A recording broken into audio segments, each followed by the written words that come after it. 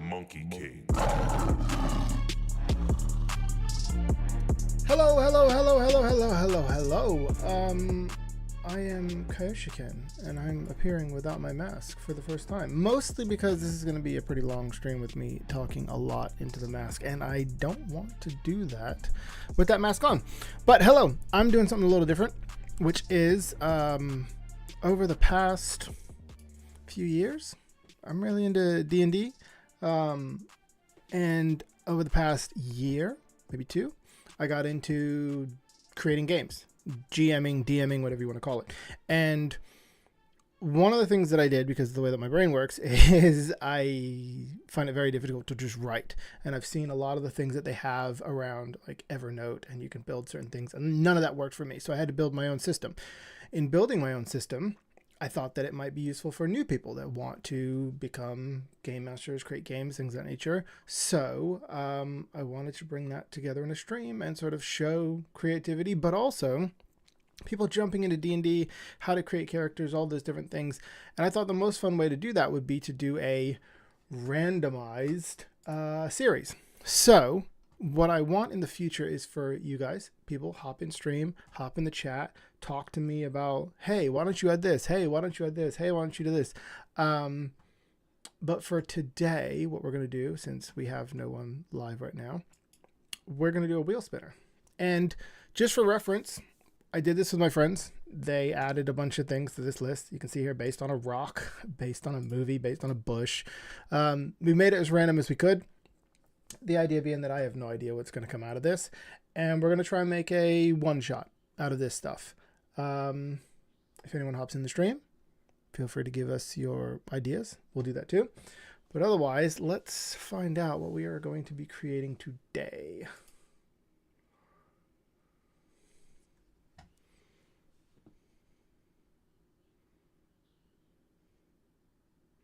Based on a video game. Okay.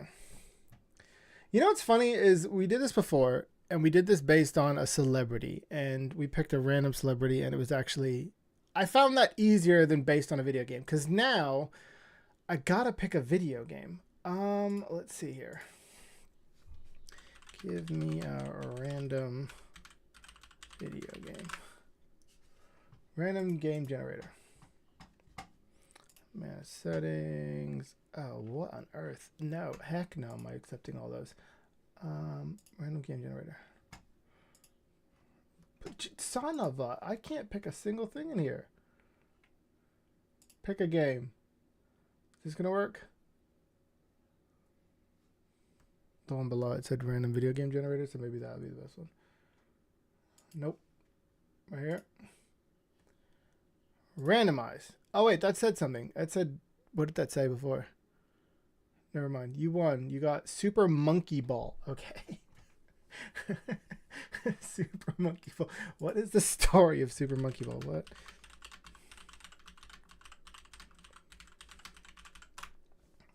I don't think there is a story of Super Monkey Ball. I and his friends, Mimi, Baby, Gone, navigating platforms inside a bubble to stop the evil scientist, Dr. Badboon, who frequently steals their banana supply and attempts to ruin their lives, and tries to break up Mimi and marry her herself. So it's like a Donkey Kong stealing Peach back in the day. I guess Bowser now. Okay. Let's see here. I mean, the obvious one here is the princess being stolen play, but that seems a little too convoluted. I feel like what we need is, let's think this out. All right, first things first. This is how I come up with my games, I guess, content. So I have this framework What it allows me to do is I can do sections. They're basically chapters. So you all meet in a tavern. You go out to the castle to get the quest. Oh no, something's been stolen. And then inside of here is where I can do all of my like specific details. Sometimes I'll put word for word verbatims describing what the castle looks like, how the tavern smells, whatever it may be. Sometimes I'll do ability checks in here that'll say in order to get into the tavern, into the back room, it's a DC something persuasion check. So this is where I get all this stuff. And the reason I do that is because this vertical platform means that when you're on your iPad, if you have one, you just read like a book. So when I'm DMing, I'm not like clicking through pages and swiping through things. I'm just continuous scrolling forever, all the way down to the bottom. So this is why I use this format. So in addition to that, we have our idea board. So this tool is called Mural, by the way, if I didn't mention it before. So we have Super Monkey Ball. Okay. Dude, this one's going to be brutal, I'll be honest with you. All right, let's see what we can create from this idea. So fun thing would be if we could have a monkey and a ball. But then the question is it an... I want to get these in rows so that I don't lose them. Is it an artifact? Like in Indiana Jones, you have to get the super monkey ball. But then the question is, what does it do? That might be interesting as well, because we have to ask, what does it do? I would love, if possible, to do something around around the actual game, like the tabletop. You have to make like deck saves to get through. I mean, maybe that's it. Maybe it is an Indiana Jones type thing where you're trying to get the super monkey ball, and we make that final boss battle involve deck saves for a moving platform. That might be fun. But then that completely opens us up to whatever we want to do for the actual story itself, which I'm okay with. I think that that's cool. So let's do that. Yeah, this is now an Indiana Jones quest. So we're looking for the super monkey ball artifact. What does it do? I mean, obviously it's just been stolen. That's the answer. Stolen from a tribe. We'll make it a clan of. Obviously, this is going to be stolen from a tribe of. Oh my God, what are they called? What is the monkey race? Chimchar? No, that's a Pokemon. Monkey race D&D. Hadowsy. That's my favorite race. I couldn't even remember the name of it. Stolen from a clan of Hadowsy. Okay. Stolen from a clan of Hadowsy. Done and done. Who is it stolen by? It's stolen by this dude. It was stolen by Bad Boon. What does Bad Boon look like? Wow. He's a baboon monkey. Yeah. To be expected. This is exactly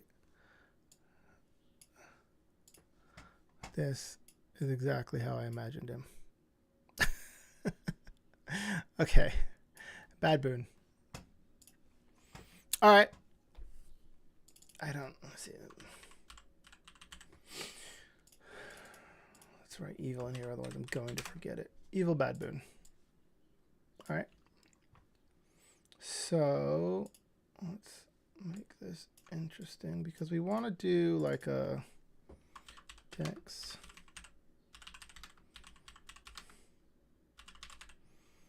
Text platform based fight. We want to put that in there somewhere. We're making this a one shot. So do we need a boss battle?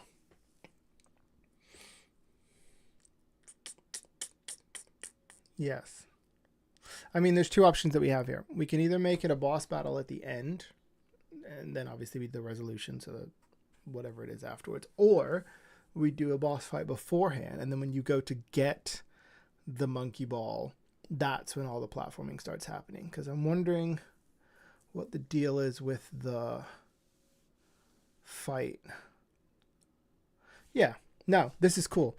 We'll do it as a deck save in the fight, because then we're not controlling where the ball goes. So it's going to be a deck save fight. And I'm thinking we roll d4. 2. And it's 5 feet save, 15 feet fail. There you go. And then obviously nat 20, you stay put.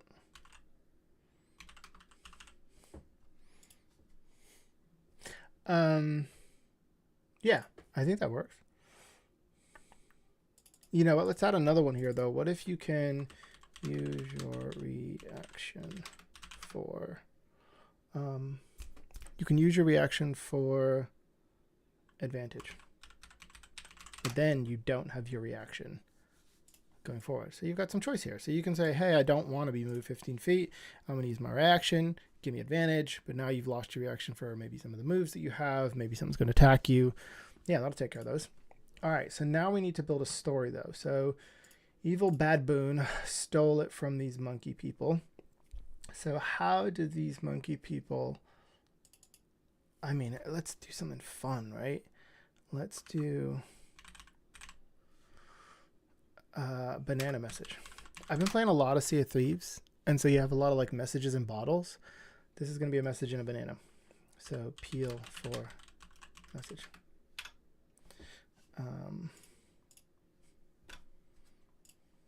Cool.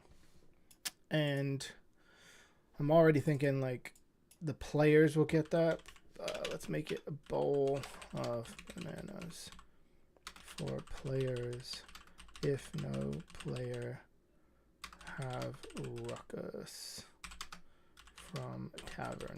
We're starting in a tavern, by the way, because that's what you do. And what this is basically in my head, I'm going to put a bowl of bananas on a table. Everybody meets in a tavern. You can do your character intros, whatever you're going to do. And then as soon as someone says, oh, I'm going to eat a banana, they peel it open and there's a message inside. And that's what starts the quest, right? But you don't know what your players are going to do. And so for things that are like mandatory, I could very easily just write it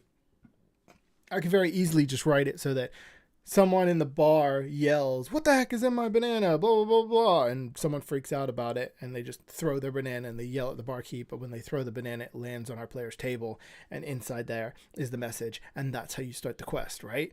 But if I do it where there's just a bowl of bananas on the table and one of them decides to eat it, it feels more player agency. And you can say that if they don't eat the banana, and suddenly one is thrown in front of them, it's railroading. But the fact that I can do the person throws in front of them as my start, it's not that I'm railroading them into my story. It's that I'm, instead of railroading or pushing or guiding or whatever the heck it may be to move the story along, I'm giving them this extra option that's a little more natural. This is the story, but here's a little something fun that makes the players feel a little more engaged in the story. So that for me is a little different. We got to start the story somehow. People pay, people sit down to play D&D. You got to start a story. So I think that this is a fun way to start this story. So now we need see, I love a good twist, right? And so my thought is that they need a guide. And as soon as I thought of a guide, like someone has to fly them to the monkey village or whatever the heck it may be, right? And it was like, I know a pilot. I can get you there, that type of person. And that person's a secret treasure bounty hunter. And so they've decided that they're going to probably double cross them towards the end. That's my first thought on this guide. But guide to village. This sets up a potential double cross. It also sets up, Hoblin Boblin the Goblin. Like, it sets up someone that they love that can maybe get in danger later on, but we can do a guide to village. Although this does now raise another question, which is, what is this setting? The one that I last did was a steampunk-esque setting. I'm wondering, I really like the Indiana Jones like Jungle Cruise style. I kind of like that. Like I like the idea that it's like a tailspin jungle cruise. Man, I'm old as hell. Like a jungle cruise, Jumanji style area, and you have to kind of go up and down. I think that would be cool. See, this is where a commenter would be able to say like, "Hey, why don't you do this?" Yeah, I think that would be fun. Let's do that. Yeah, let's do Jumanji style.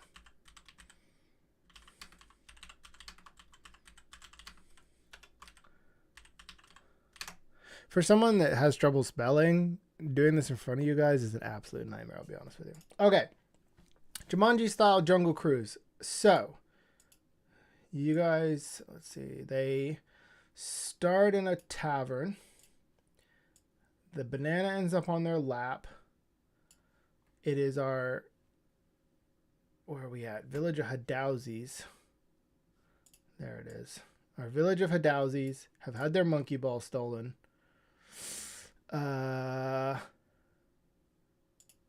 You need to get there, so we get a village guide. So this now can be a boat if we wanted to, which also gives us some options for combat.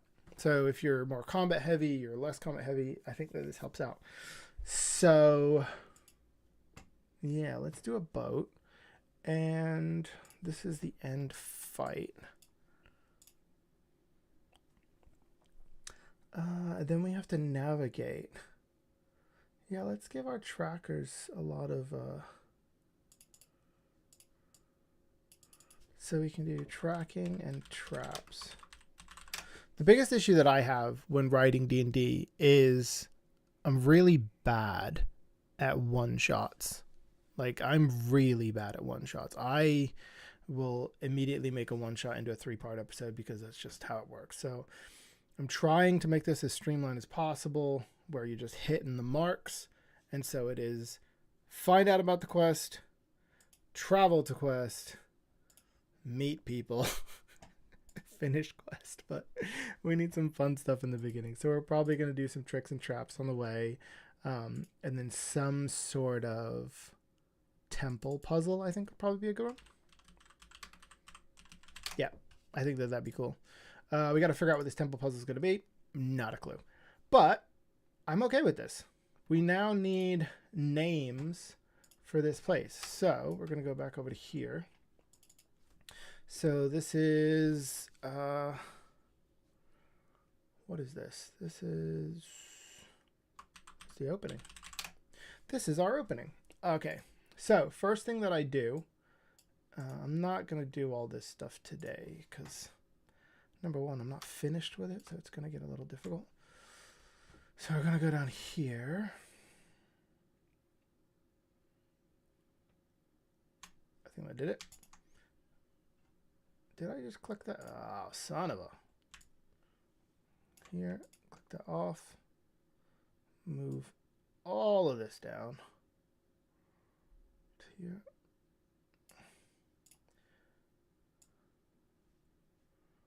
Cool.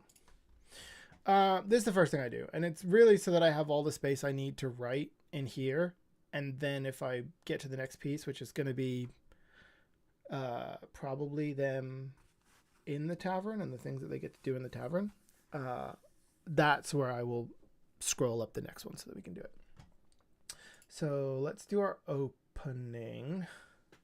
This is another thing. So opening is like Riverside Tavern, explain, look, and feel, right? Make sure to include bananas on every table. Oh boy, do I want my autocorrect to work inside Mural. What else is there that we need in here? We have to explain the world.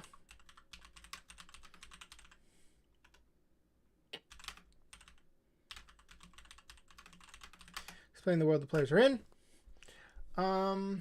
this is really it. This is really all we need for our opening. I will, however, give you a tip that I like to do. What I like to do is if I'm playing with people that I know, I will go to them in advance for something like this. And I will say the location that they're in, the world that they're in, the different things that they're doing. And I will say, how would your player behave inside of a tavern, right? Or if they all start in a hotel in the morning, what is your player's morning ritual, right? And I'll have everyone go around the table when we start the game so that everybody can get a feel for the character without like, hey, my name's Grog, I'm an orc barbarian, I'm blah, blah, blah. It's more like, oh, I would be walking in late because I'm perpetually late and I'm doing these things and blah, blah, blah. Starting at a tavern is kind of a lazy one, but it's the first stream, so I'm going to be a little lazy with it. Typically, I do something a little more wild.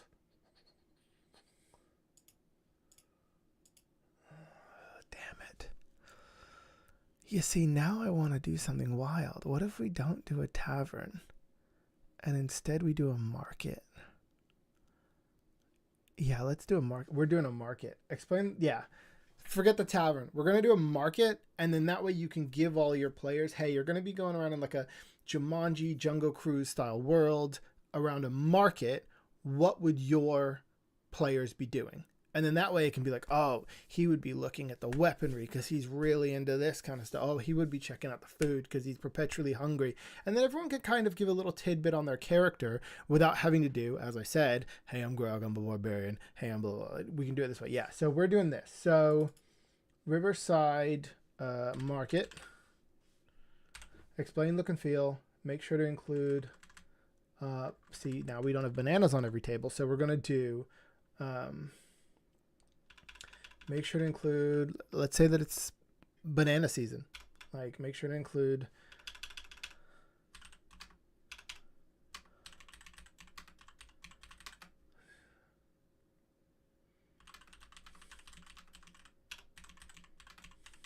there you go.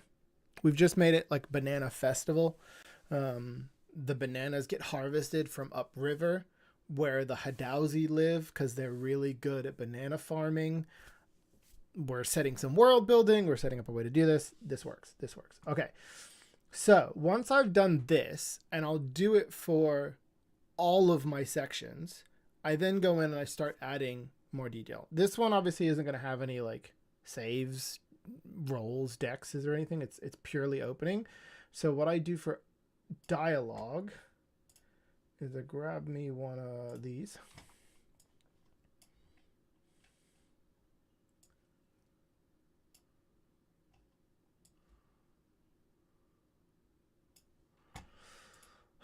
Make it pink. Make the edges darker. And this. Anytime I have this, this means that I am reading word for word. This is like what this is. Here's your narrator speaking. That's what this is. Or it'll be, here's what I need the boss to say. And typically I use these for when like you need to have those revelation moments where it's like, wait, didn't he say something about a timepiece earlier? And everybody realizes that this person that you trusted knows something that they shouldn't know, and blah, blah, blah, blah, and all that. That doesn't work if you forgot to mention the timepiece in the previous monologue. So I put things in here that have to be mentioned or that are, as I said, narrators. So this is going to be this world. So I need a name for like a Jumanji style world. I mean, we can just call it Manji because we're ripping off that stuff anyway. So in what is happening here? We've got in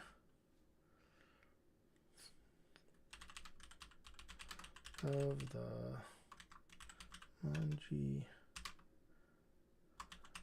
jungle.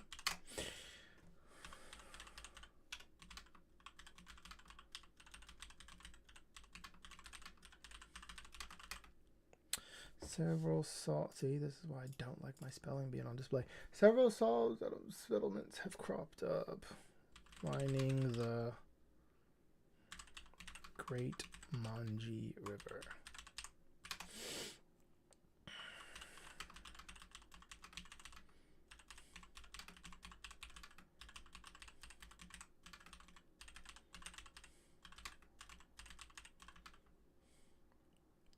hunters.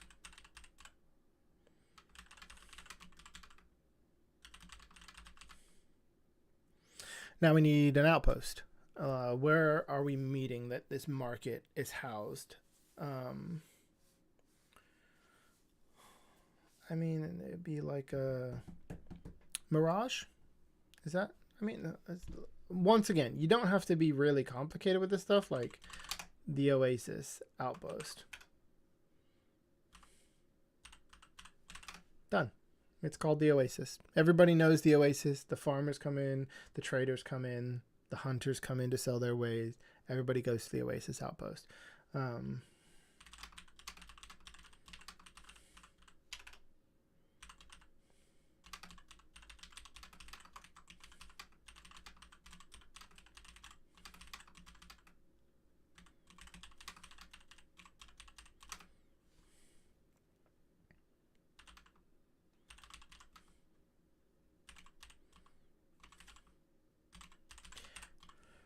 Now, let me see. No one missed an N. Let's change this.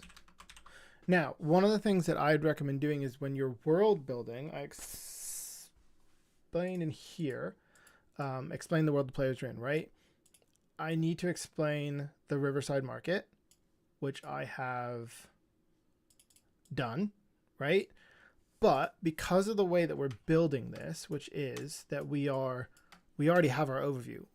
Our players at this point don't know what's coming, but we know what's coming, which means we can set up tidbits for the future. So I can set up boat rides.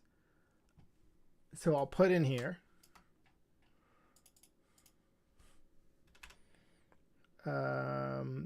this place brings all manner of traders to their bars and markets, as well as a few boat ride tours upriver for visitors.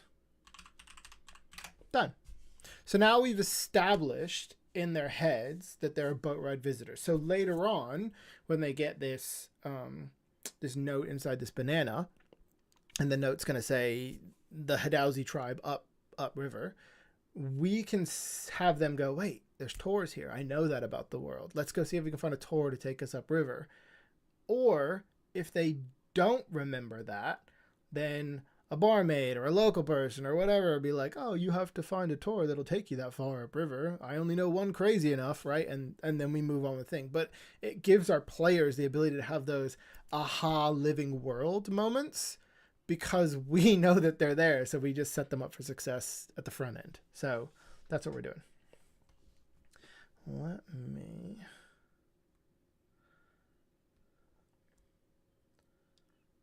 do these. Bam. Okay. All right, so we have our visitor. I don't think that there's anything else. I mean, we should set more of the world. You really should set more of the world. So I want to put in something about like the heat, right? And the humidity and all manner of creatures and all that other stuff. But I want the last thing that I say to them to be the boat ride, so they don't forget it. There is something in psychology that is primacy and recency. You remember the first thing that you're told, you remember the last thing that you're told. Typically people remember the last thing they're told a lot easier. So I'm not going to add the heat and humidity thing here. I'm actually now going to put it up front. So in the middle of the Manji jungle,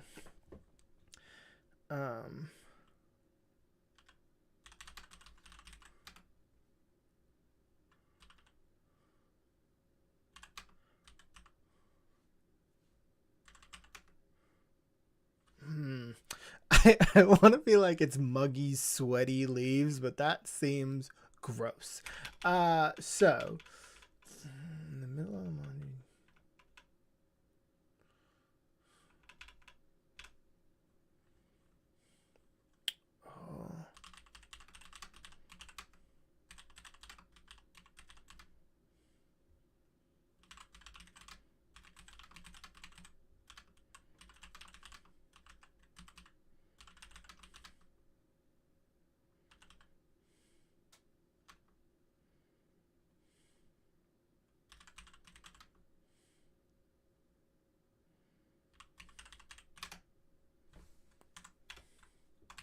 There you go. Heat never leaves. It's a hot place, right?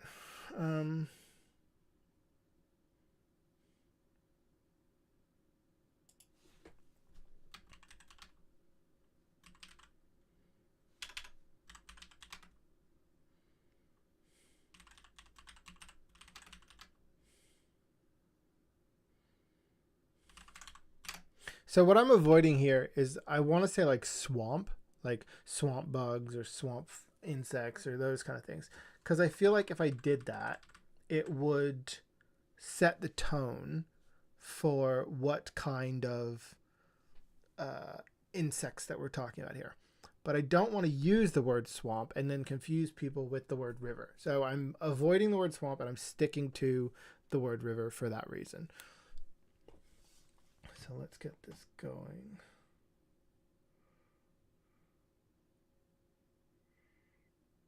Yeah, I think that's good. So, in the middle of the Manji jungle where the heat never leaves, holding hand in hand with the humidity of flowing water and ample infestation of bugs, several small settlements have cropped up, lining the great Manji River. Most of these are trade-based, fishermen, harvesters, farmers, hunters, but they all come to the Oasis Outpost, one of the first outposts settled in Manji. I feel like I need a comma or something there just so I don't run that sentence like I just did. This place brings in all manner of traders to their bars and markets, as well as a few boat ride tours upriver for visitors. Done. We know our world. We know it's hot. We know there are bugs. We know what's going on. We have done this part, and we have done not this part. So what I'm going to do is I'm going to delete this because we don't need it anymore. Cool. And what I'm going to do is add a second one of these.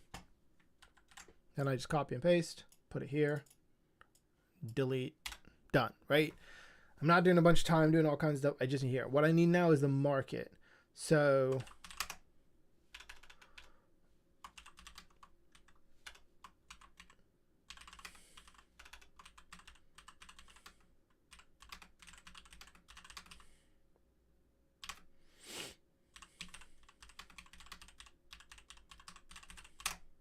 yeah.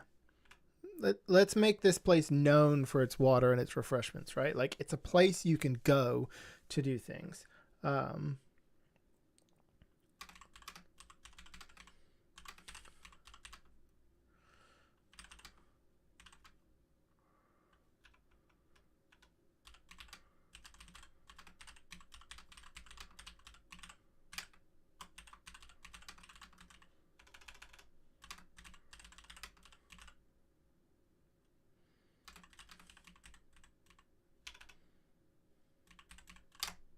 I just had Gwen Stefani in my head.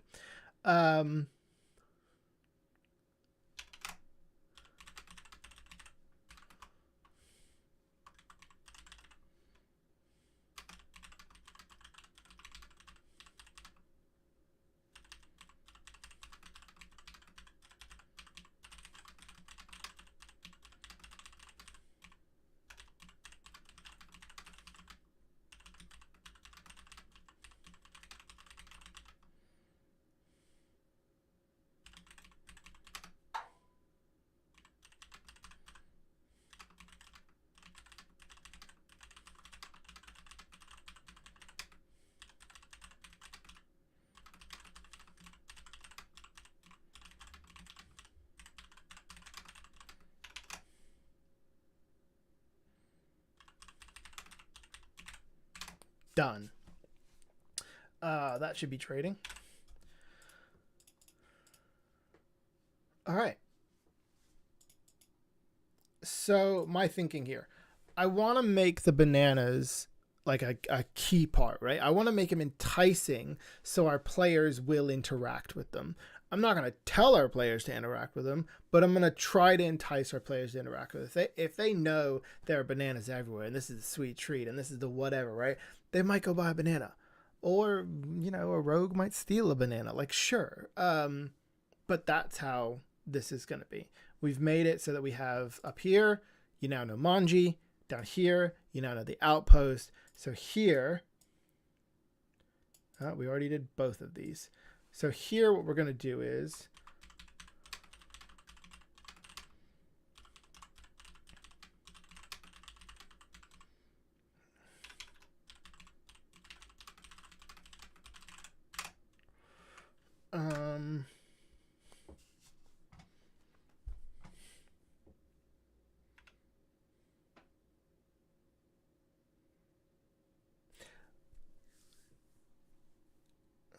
so I'm thinking what we can do is we can have, like, you can do a message in a bottle, right? You can send out one message, or you can send out a ton of messages and just hope that somebody finds them. So we can either tell our players up front, hey, you all know each other. You all live in this place. You're all friends, right? And force them to kind of be together. Or we can just say you all live in this place. But they don't necessarily know each other, and have each of them find a help note that sort of explains where to go. And the way that you push them together is there's only one boat crazy enough to take you up the river, right? If you do it the first way, then when one of them finds the note, it's special because one of them found the note. And then they all kind of decide, we got to help these people, right? If you do it the second way, it's not as special because they all just so happen to find it, right? Like video game logic. What are the chances that I find this? Everybody found this. Like, that's what it is. But what it does do is it allows for the character creation to be distinct. If someone wants to build that loner rogue that's like, oh, I'm going to be a hero someday, I'm going to do whatever, or like that awkward mage that's like, I'm just really bad at making friends. Obviously, sometimes that doesn't work for D&D because you're like, well, what are you doing playing a group game when you don't want to be a group character?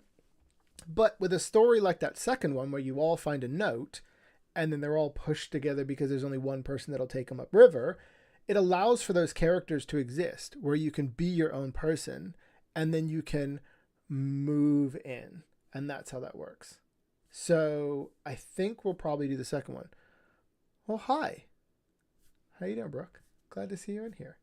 So we're going to build that version of it, I think, instead. So they're going to describe what their characters are doing here. And we are going to have each of them find out about the message in every time I spell banana, I've got Gwen Stefani in my head. Good to see you here, Brooke. Yeah, we span a wheel to figure out what we were going to do, and we got based on a video game. We did a random game picker, and we got Super Monkey Ball. Then we had to look up what the story of Super Monkey Ball was, and it's basically a Mario story where Bad Boon steals the nice monkey, and the monkey ball has to go back and get them. What we've come up with is that we are going to do basically an Indiana Jones story. So there is a group of Hadausi upriver who had their monkey ball stolen. We've decided that they're going to do a message in a banana in the same way that you do like a message in a bottle downriver to where all of our players are. Our players are going to go help the Hadausi because the monkey ball has been stolen. And then in order to stay true to the game itself, when you're in the final boss fight, it's going to be on a platform that moves left and right. And you're going to have to make dex saves in order to keep the fight going or save yourself or use a reaction to give yourself advantage.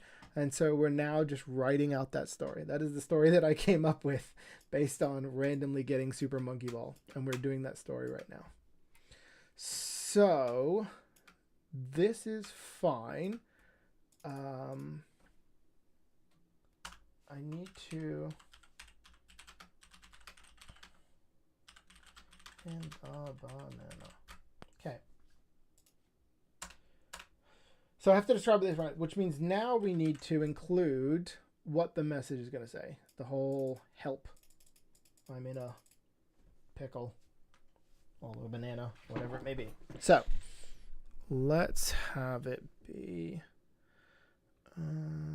note reads.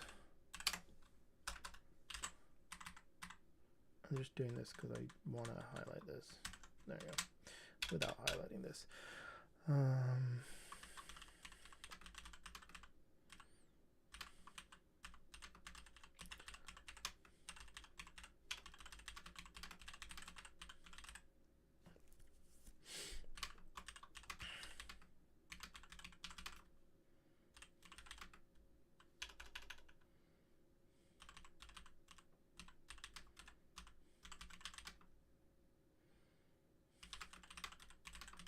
So we talked about funneling our characters together, and one of the things we need to do to funnel our characters together is make it so that there's only one pilot, one whatever crazy enough to go up there, right?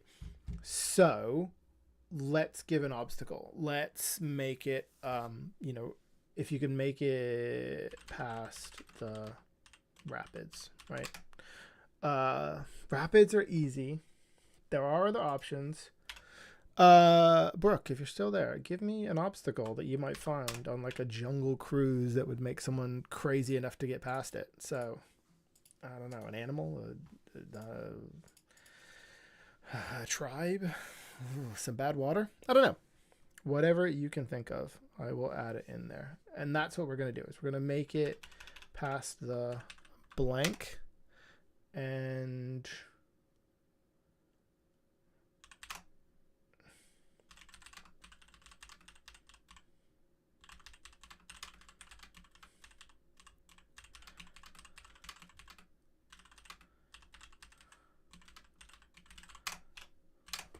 Okay, now I instinctively and instantly want to make it so that every one of these O's is like monkified.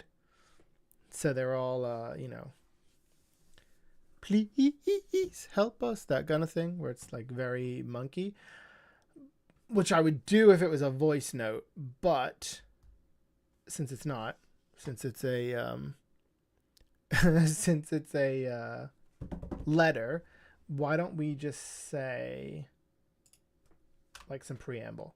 So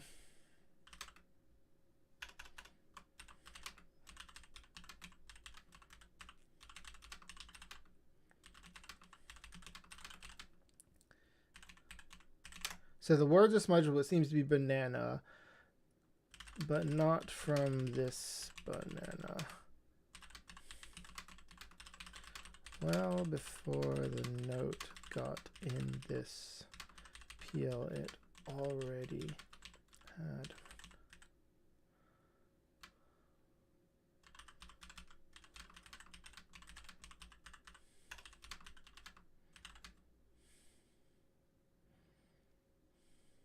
I want a word that's like inquisitive or like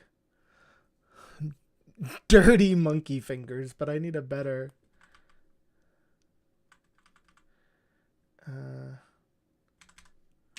I need a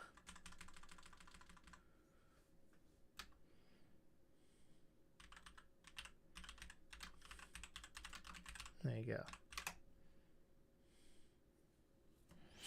There you go. So before you even read the note, you've got like a little bit of who wrote this. We've got hungry monkeys writing notes. Mischievous. You know what? That is so much better. Let's do mischievous. Mischievous works. I also need where are we at? O-U-S. There you go. Yes, I'm using it to spell it. I also need this. Who would be crazy enough to go past a blank in order to get upriver to come rescue these monkeys? So everybody's going to find basically a message in a bottle and have to travel upriver. And there's only going to be one person crazy enough to take them upriver. But what makes them crazy? Like, what is the obstacle that they are willing to go past? Is it just a creepy fog? Is it rapids? Rapids are safe in terms of a narrative perspective. We can write rapids pretty easy. But yeah, let me know and I will put that in here so that we have it. think that'll be good.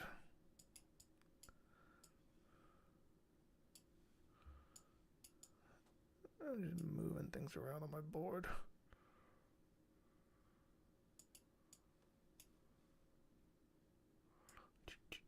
Okay, cool. All right. Okay.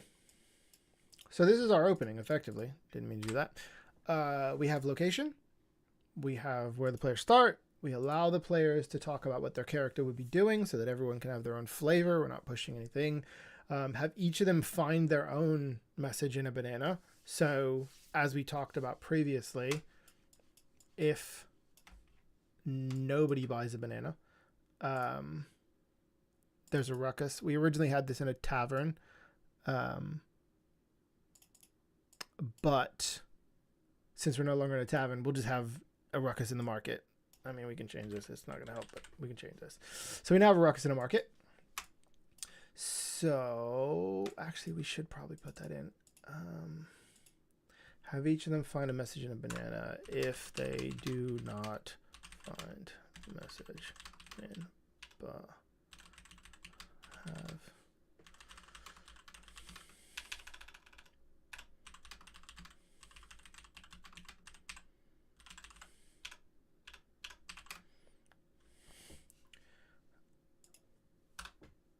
so they're gonna witness a ruckus, and what I mean by that, and I will probably do it in another one, which is have a patron annoyed that something was in their banana.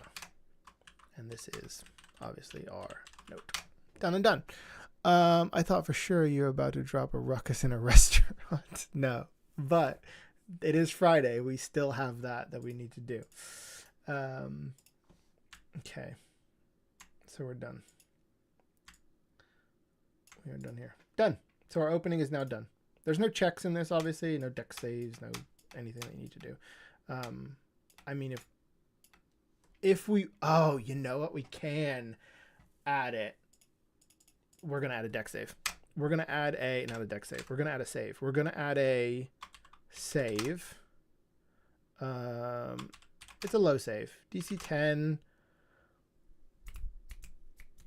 What would it be? It would be DC 10. It's not investigation. It's perception, right? But you don't do saves for perception. Oh gosh, why am I forgetting all of these? Doesn't matter. We're not going to do a save. We're just going to do DC 10 perception on bite to notice note. There you go. So this way, when I always bold these so that I don't forget to do them. And actually I would put this beforehand so that I also don't forget to do it. So on bite, when a player wants to bite into the banana, DC 10 perception to notice the note. So basically they don't notice the note, they bite into it, and then we would do some description around, you sense that this banana is delicious, the most delicious banana you've ever had, and yet papery and chewy and blah, blah, and then pull out a note. So that's how we do it. Oh, we could use their passive perception. Question for you. Would you rather the DM says you notice, you notice, you notice because of your passive perception, or you get to roll for it? Let me know. And if you don't want to roll for it, then I would put this as passive. Okay, that is done. So this whole section is done now. That is our opening. So instead, what we now do, zoom out, is we grab this one. And we yank this up. And then we get to the next part. Rolling is more fun. Yeah, I agree. Rolling is more fun. Okay. Wait, I still need giant... Oh, here we broke. Giant bugs. Giant bugs works? Yeah, we've already established infestation. This is a fun one, too, because you can say giant bugs, and everyone's like, what, like cockroaches or swarms or whatever, and then we just put, like, a hippo-sized rhinoceros beetle as a fight. That's fun. I like that. And I will even put a note here to remind myself to do that. There you go. So we have one fight already done thanks to giant bugs. Giant bugs works.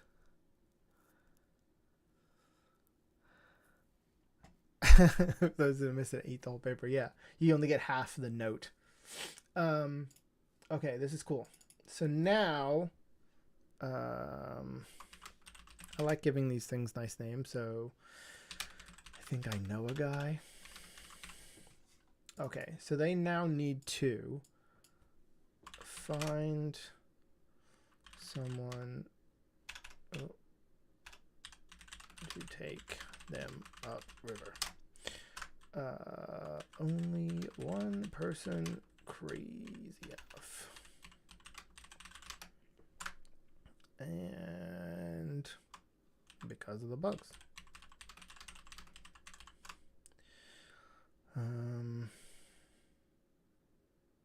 He needs payment. Yeah, this is a fun one. So, oh, this is another way that we can force our players together. If we have all of our players start out with, 10 gold each, and we have 5 players, it's 50 gold. They're going to spend some of their stupid gold. So then we would make this trip 40 gold. 40 gold. But then we have to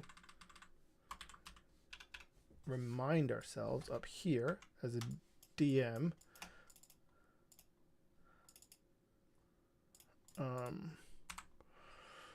All players start with 40 gold. All players start with 10 gold. And actually, I'm going to do a different piece up here. This is going to be my DM opening because I'll show you guys some of my, I don't know, like DM table rules, I guess, or whatever. So I'm going to move this stuff down. So let's get this going down here.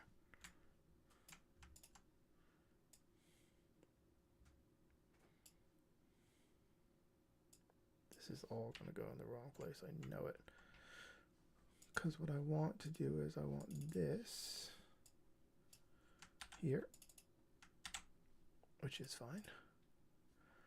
But then I want this here. This is now going to be our opening. This needs to be locked, so I stop touching it. And all of this now goes down here.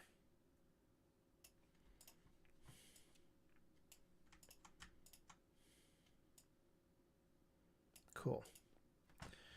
And this means that I can now, it's all just copy and pasting. Make sure all players start with 10 GP.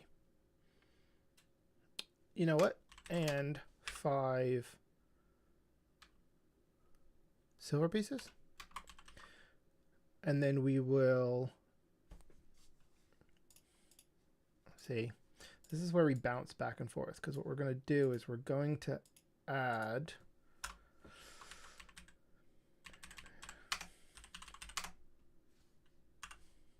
there you go. So here's what's going to happen. We give them 5 silver pieces in addition to the 10 gold pieces. When a banana costs 5 silver pieces, you're going to end up with players that are like, oh, well, I've got it to spare. I'll do it. I'm not breaking into my gold, right? Then you're going to get players that are like, I'd like to spend all 10 of my silver pieces on every banana in the store. And so that's why we don't make this the full amount of the party. But it's also why we're going to add in DC for negotiating. So we'll add in how much it costs to like get the guy to lower his price for that very reason. So we're just future proofing what we have up here for what we were going to do down here. Because once again, we know it's coming. Our players don't, so we can set them up for success. That's the goal. So I think I know a guy. Find someone to take them up. Okay, so now we need to start creating characters because we need to decide who this person is. And I love a good betrayal. I love when a character switches on people, and the guy that was supposed to be your friend the whole time turns out to be not good. So definitely gonna be a banana hackler. Yeah, you can try and get a discount on the bananas, but it is banana season though here in Manji. Like, this is a big season for them. Those DCs might be higher.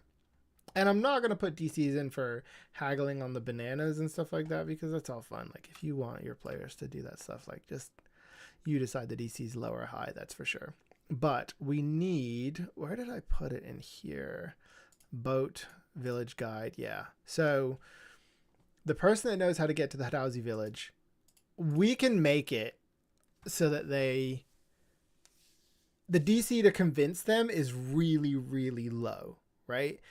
And if it's really, really low, our players will succeed. Yay! But it's also narratively telling the story that they kind of wanted to do this anyway. Like, if they are going to get this artifact, they're going to do this thing, right? Maybe he's trying to steal it too. So this person you think is your friend the whole time is actually a bad guy. Or, as I said, we make him like a Moblin the Goblin good guy, where he's like the one that the players care about, and we put him in danger, and we make the players fight for him. So what are we thinking? We thinking treacherous twist, or are we thinking team mascot? And then we'll write it accordingly. We also need to give his boat a name.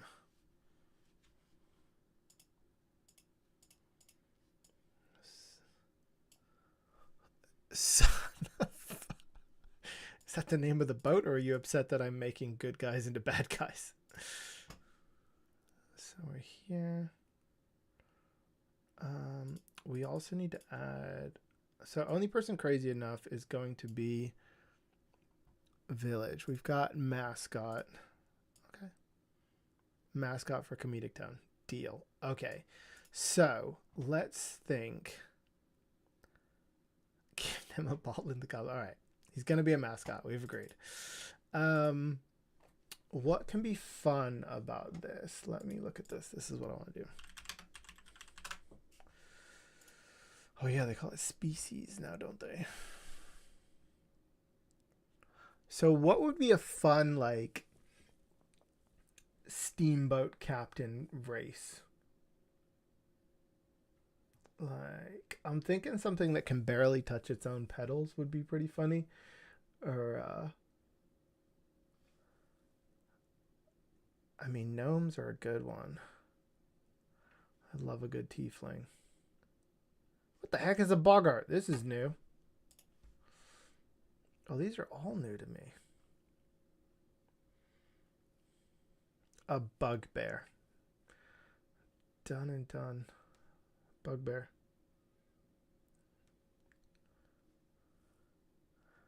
Kenku. Wait, Kenku's the bird, right? Yeah. Kenku's the bird. Okay. I'm going to go with Kenku because I just had a really good idea. What if we make them like a magpie and their boat is just the most shiniest thing that you've ever seen? Like, it's just glistening in glory and beauty.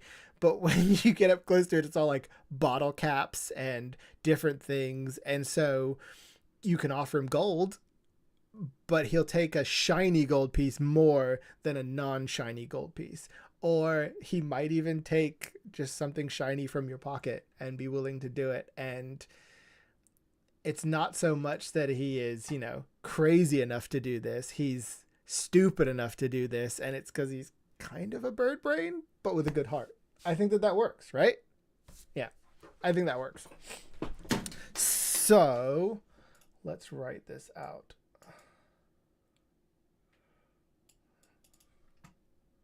So find someone to take the room. So this is, and the party asks.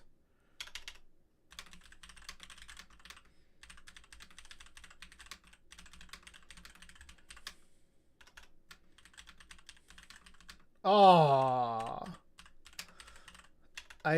hold on.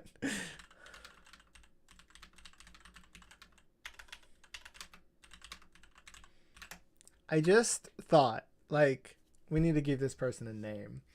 Um, we need to give this person a name, and it needs to be a good name for.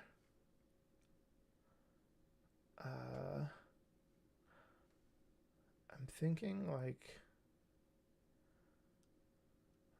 Oh. I'm thinking like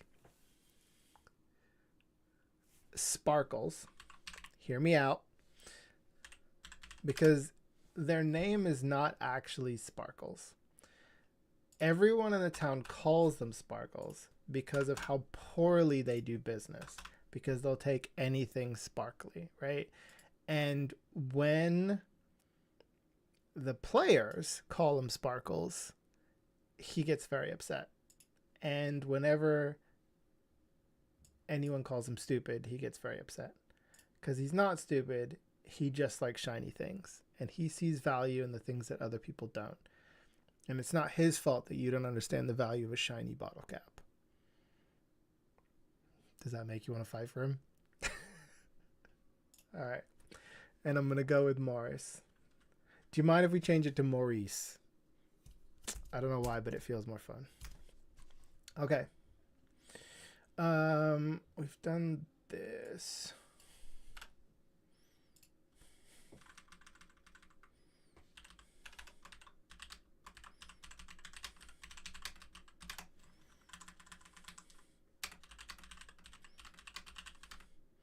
He must be protected. Okay. Yep. And he gets distracted by sparkly things at all time. Yep. I love it.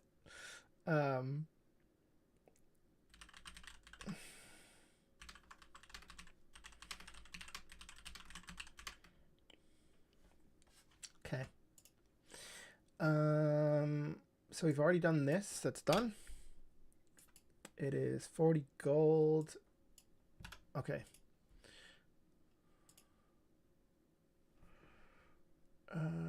We need to name. What would he call his boat? I mean, obviously. Trinket, right? And these are boat tours, so Trinket tours. Perfect. Done and done. They call me Sparkle. I don't understand what's happening there. Oh, no, I understand what's happening there. Yes, that is exactly what would happen. Yes, Trinket tours. Just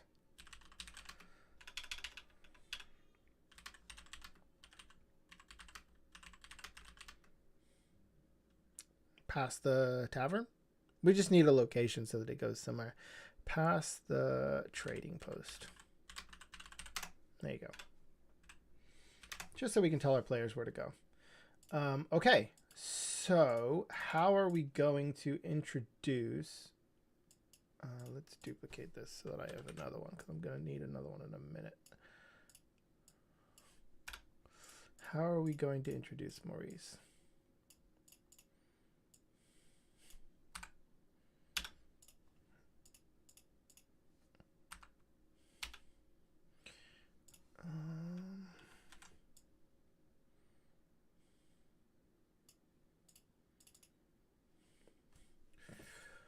So everyone pulls up to the Trinket trading post.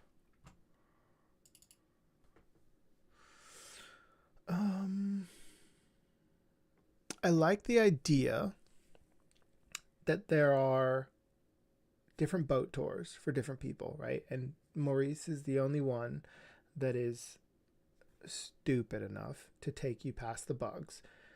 But because of his love of sparkly things, all of the other tours have like flashy signs with like maybe sparkles on them, or like those little fans that spin and catch the light and whatever the heck it may be.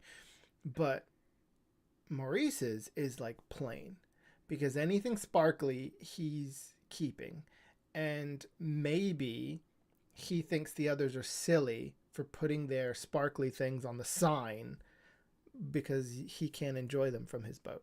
So all his sparkling things go on his boat.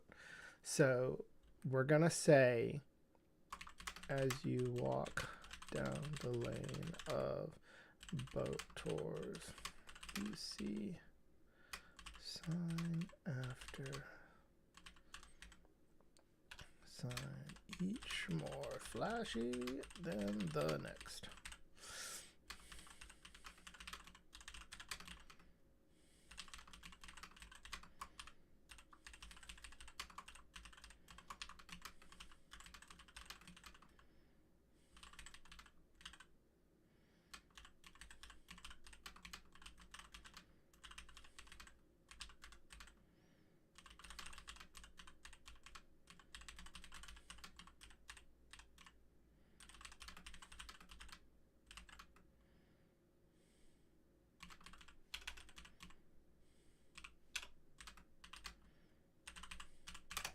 He made his own sign. You gotta love him for making his own sign. Is fanfare one word or two? Apparently it's two.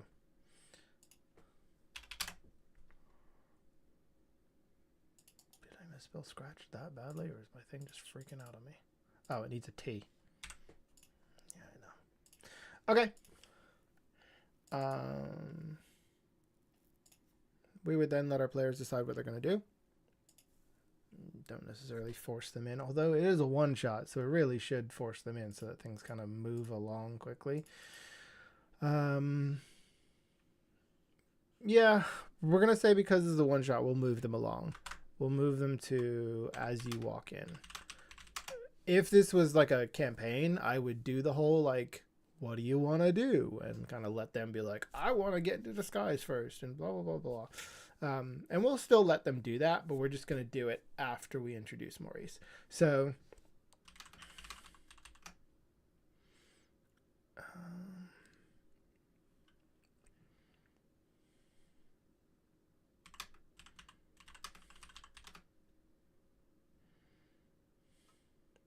see a boathouse.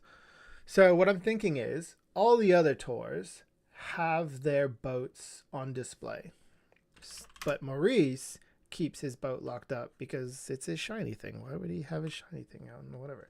So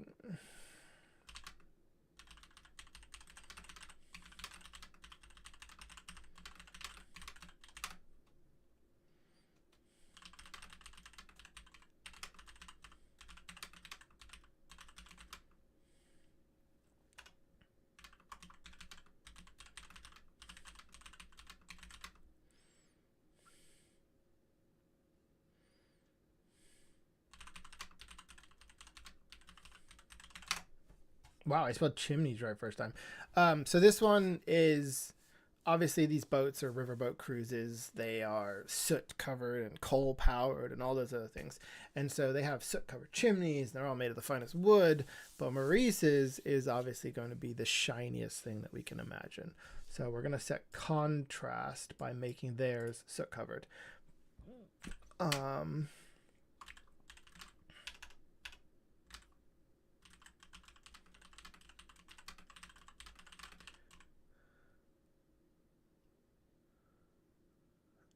Oh, what did I do? I don't know what I've done. Let me finish this thought and then I'll do it again. From inside the boathouse, you hear a clatter.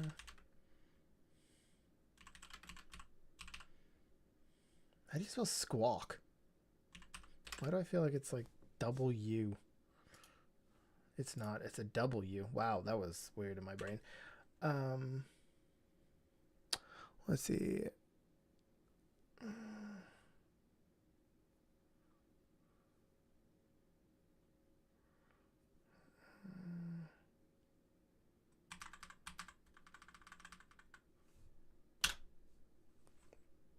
There we go. Don't make me decipher what's happening. Yes, I am feeling some sleep deprivation. Although I got a ton of sleep the other day, actually.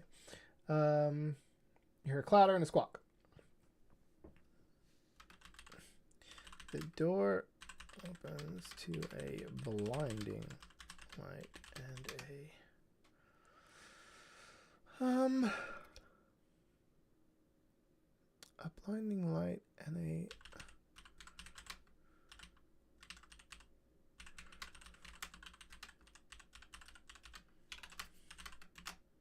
what is the scientific word for bird?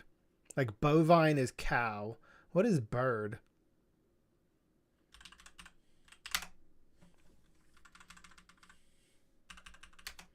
Is it ornithological?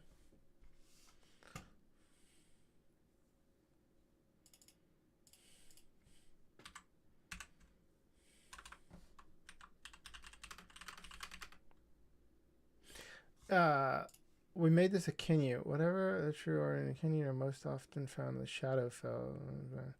They tend to have typical to ravens. See, I was thinking about making him like a jungle parrot. Can you make the Kenku different types of bird, or are they always ravens? Avian. Thank you. Avian is what I was looking for. That's it.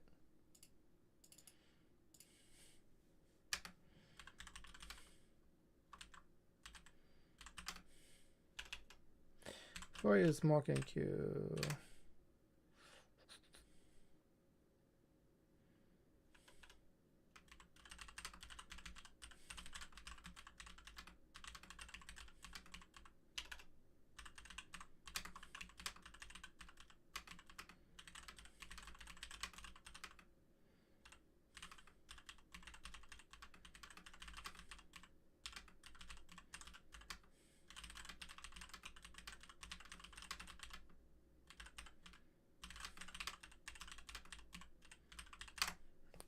How's that? Give him a little personality.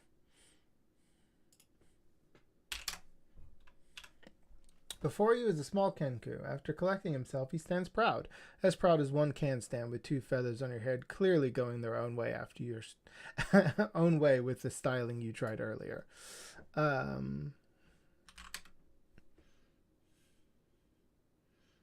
His feathers.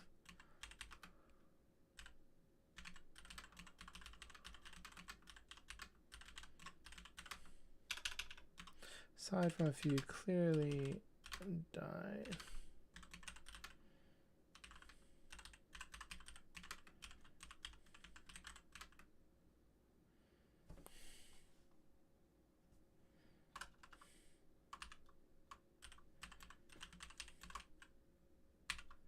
Customers. There you go. We have introduced Maurice.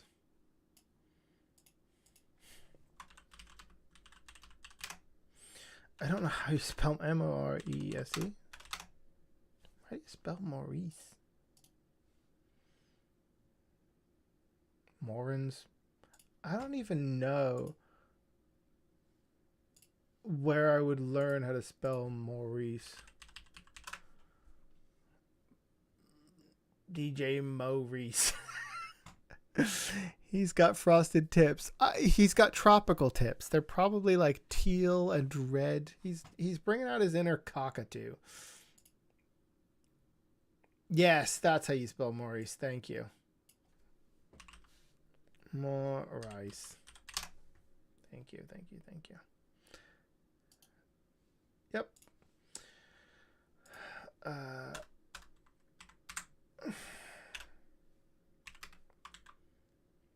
Oh god, now I forgot what these freaking characters were.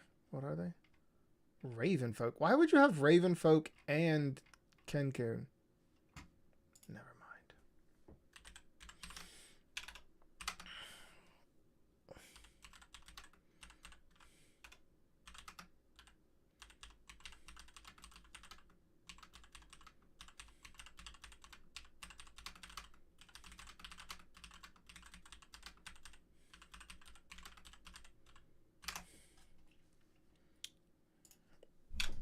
not a fan of this keyboard. Okay.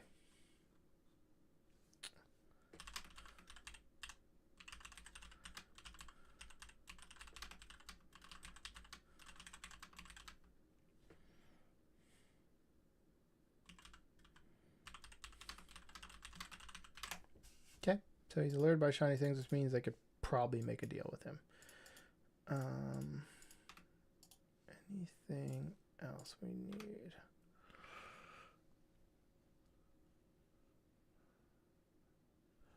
Really? Oh, you see, now I want to make him like a pilot, like Tailspin with a plane boat. What are they called? Water plane? Seaplane. That's the word. God, a Kenku living out his flying dreams.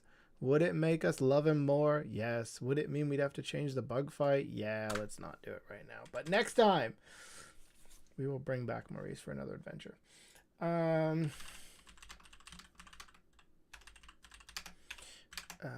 Can be bargained with if coin is shiny. Have and then this one is going to be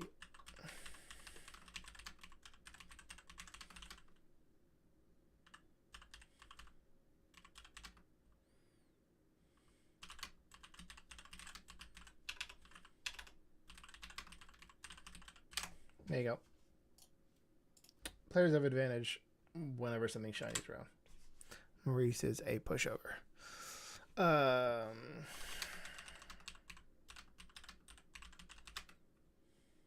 What the heck do they call him?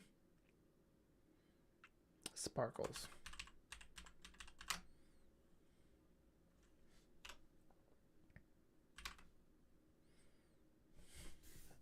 Done, and it's done.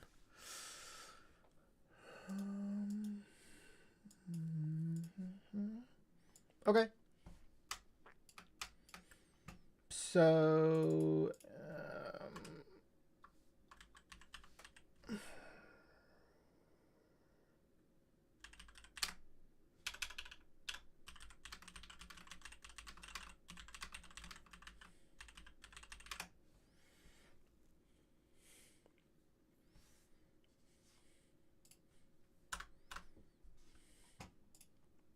okay, there you go.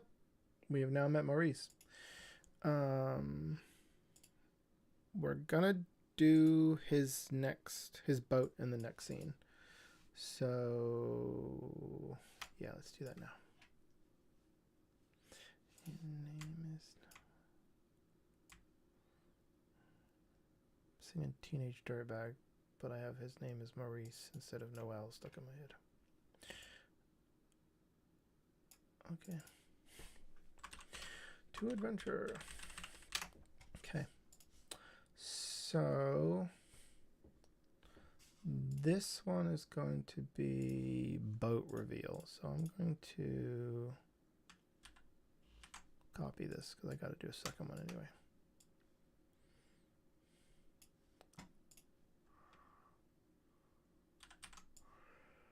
I probably don't need that much for this because it's not going to be that hard.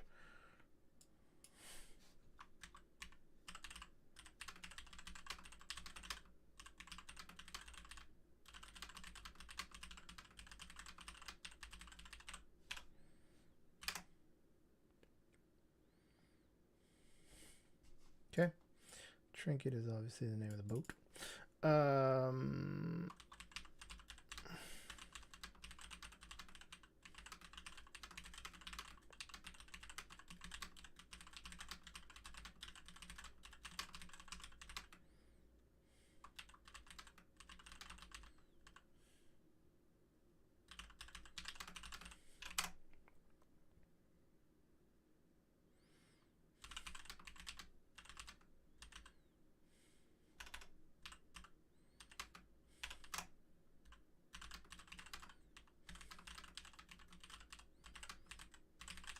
We're making his engine like not roaring, and we're making it meek so that people like him more.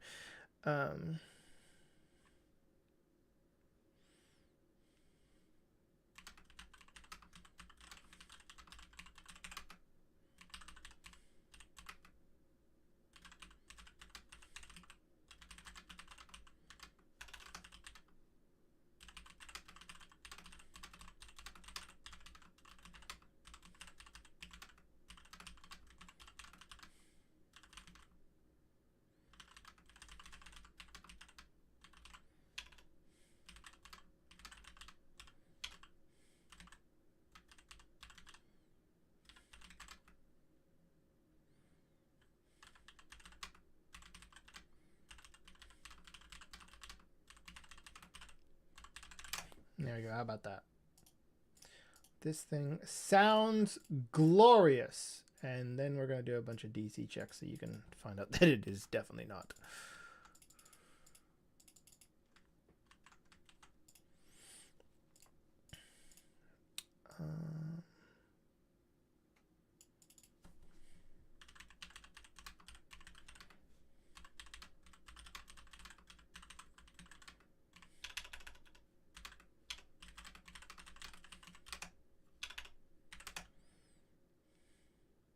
What's the blinded condition do? Should have just done 5e, but blinded. A blind creature can't see, automatically fails any ability check that requires sight. Well, we don't want that, do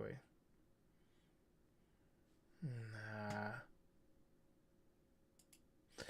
Well,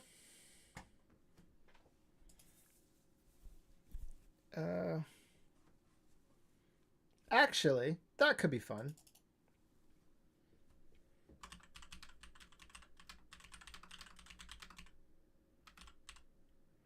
Is it a dex? No. It's going to be like dex, sleight of hand.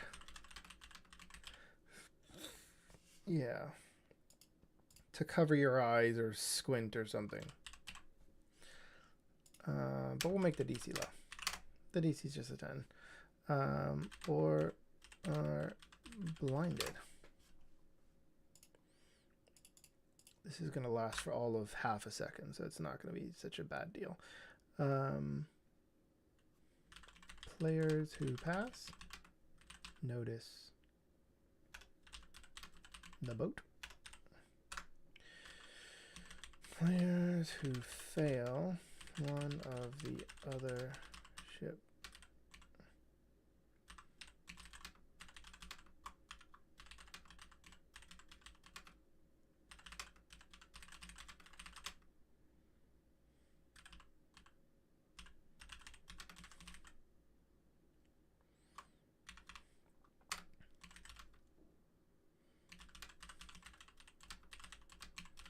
Okay, so the idea behind this is that each player would get a chance to roll.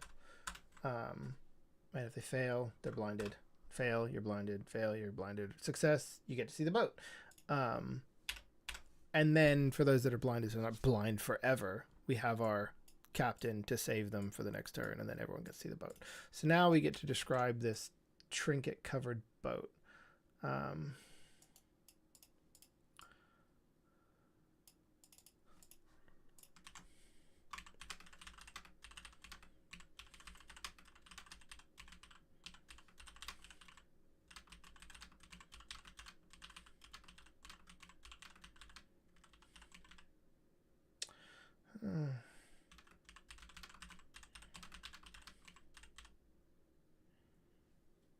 Flashbang by a boat. Yes, that's the idea, is that you get flashbanged by a boat.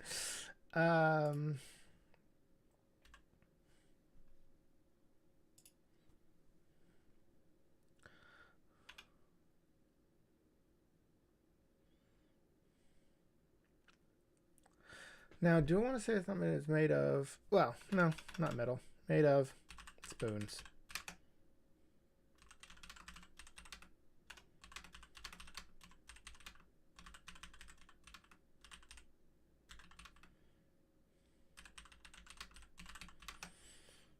What else is Maurice put on his boat?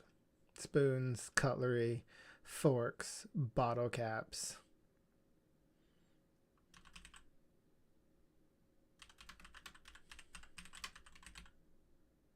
Shined up frying pans.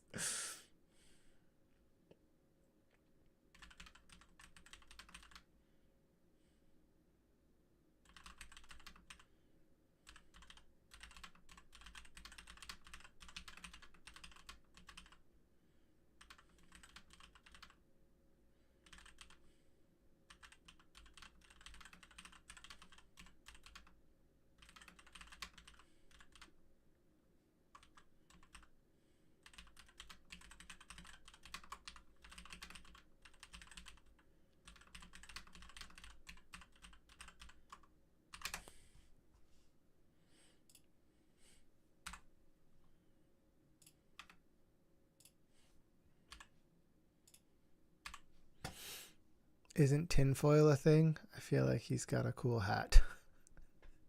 He could have a tinfoil hat. A pirate hat made of tinfoil? I think that works.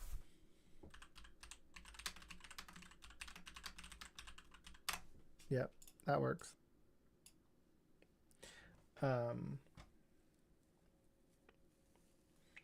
We're gonna have to put that on him at some point.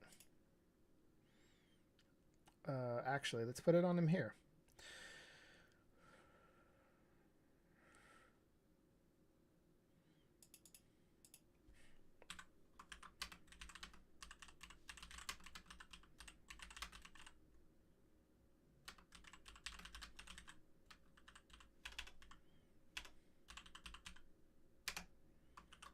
Done. He is now wearing a tinfoil hat. We have ourselves Trinket. This is Trinket. Isn't she beautiful? Players board the boat.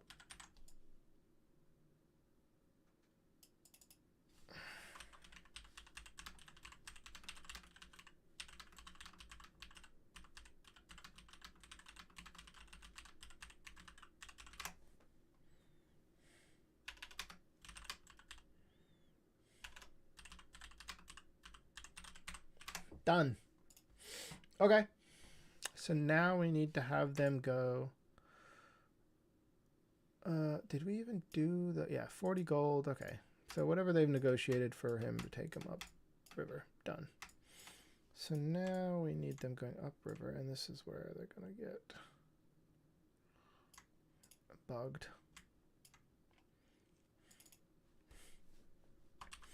Why did it have to be bugs? We're really going for the Indiana Jones thing here.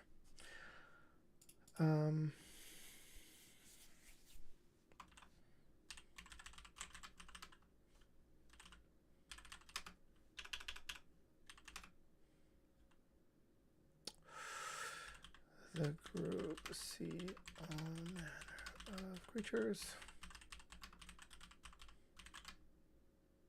Hippo in the water. I think that works. Who will clear out for bugs?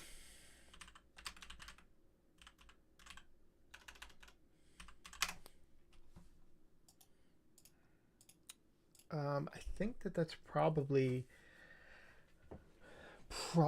it. I think that yeah, let's give the bugs super low HP.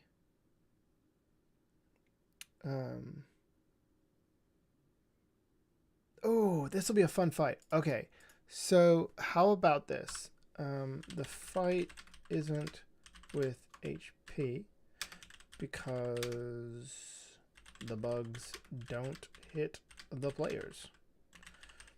They hit Trinket. And if Trinket loses too many shiny bits, Maurice will turn the boat around. There you go. So now we're not just in your standard HP combat. We're doing something a little bit different. This also kind of allows us to not have a failure, right? Because we don't want to TPK our players in a one-shot. We also don't want Trinket to turn the boat around, right? And, well, how do you get to the monkey people now? Because you ruined the whole thing.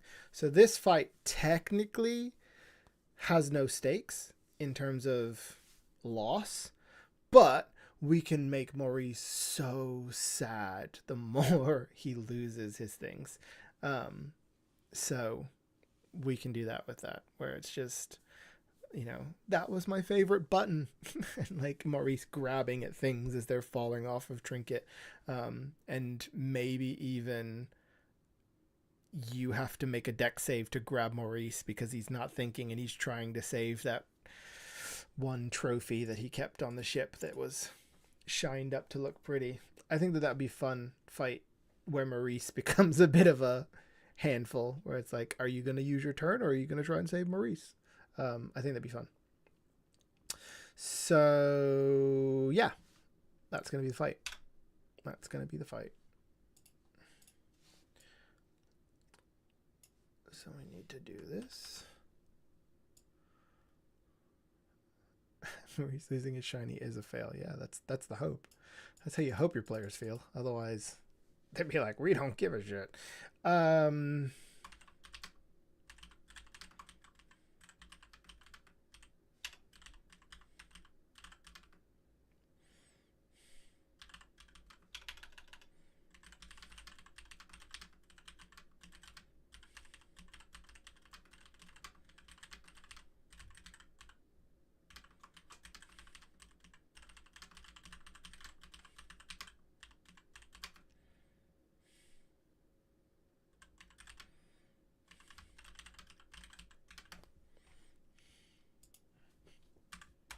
We have flapping hippo ears. Wave as they drink.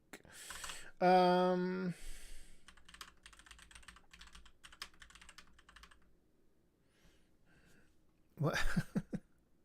Things are like popping up.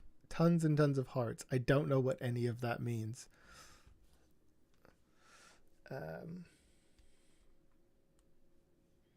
Yes, I have no clue what any of that means. Go here and here and there. There we go. Okay. Okay.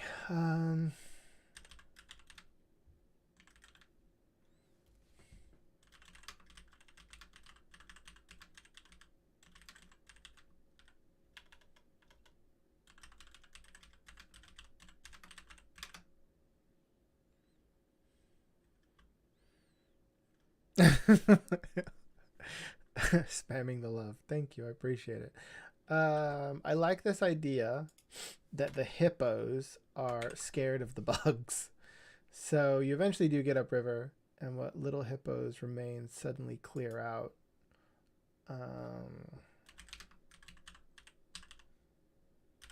And why did I? There you go.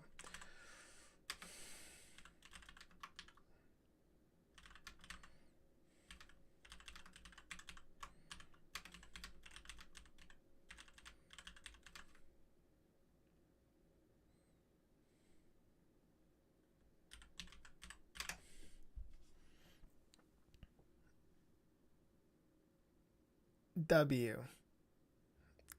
I. Oh, hi, Greg. How's it going? I appreciate it, guys.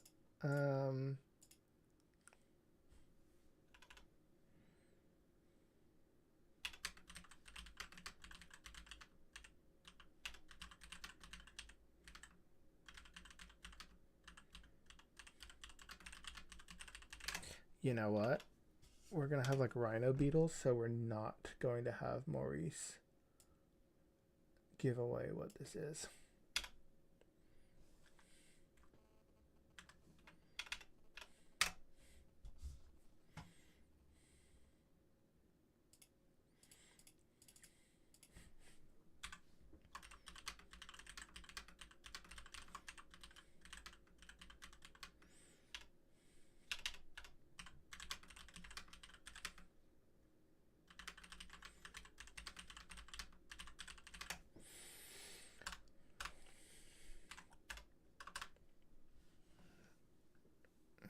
Greg is tired but good. Go ahead and rescue the car. Okay. We've done this part, so we can delete it. We haven't done this part. So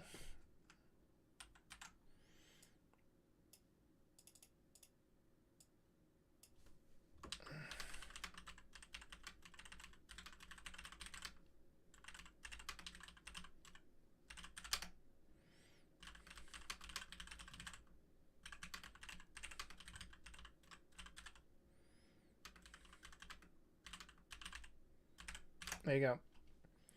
So if they don't do anything, the bugs get the first hit. If they do anything, it starts initiative. So now we have to describe these bugs. And what I'm thinking is they are effectively rhinos in insect form. Thank you for the love.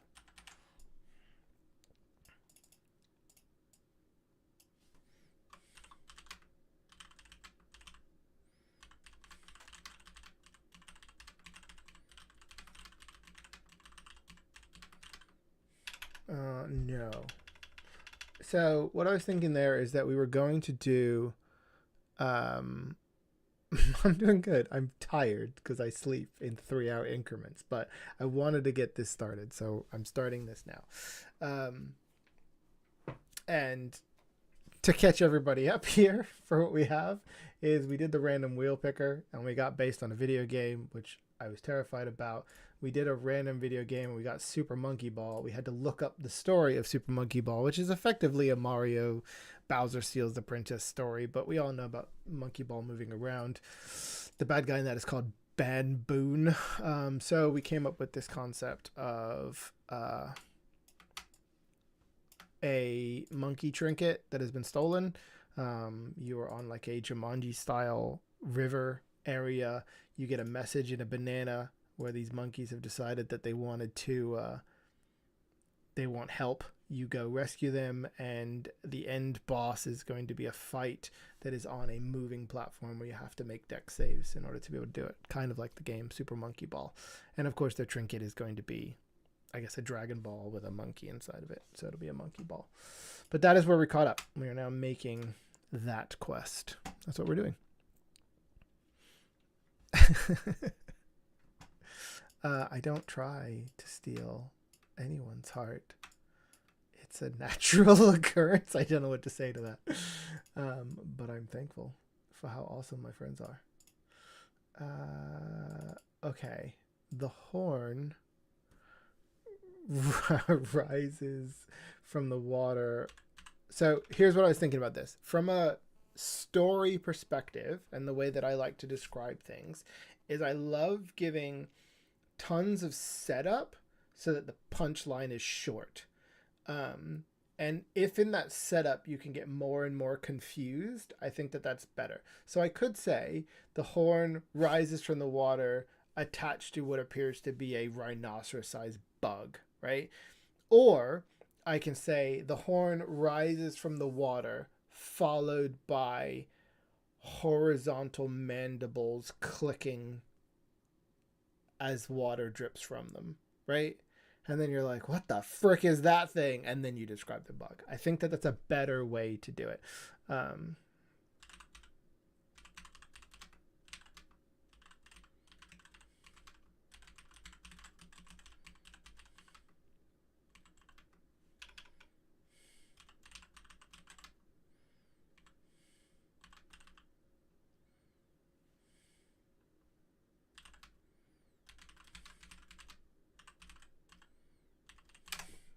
So let's get rid of the clicking here.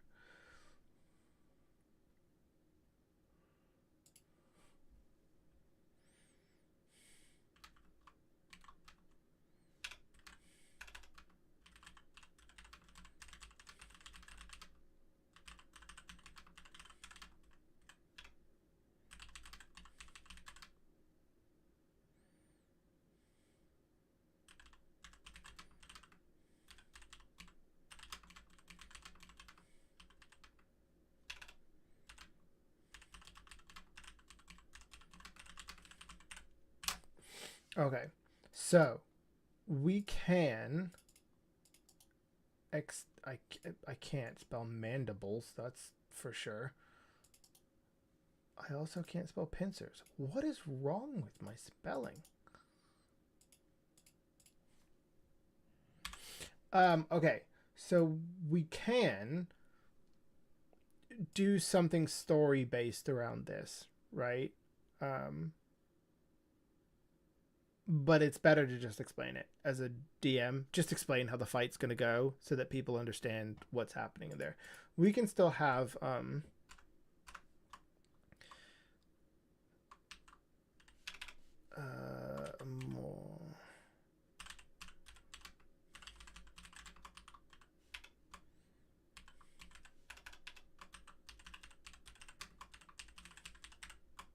There you go. I'm going to put it in bold just so I don't forget it. And there we go.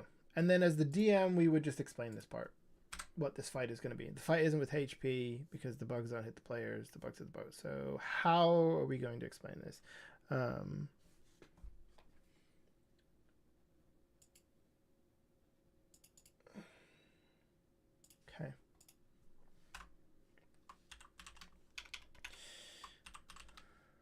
The players are safe on the boat.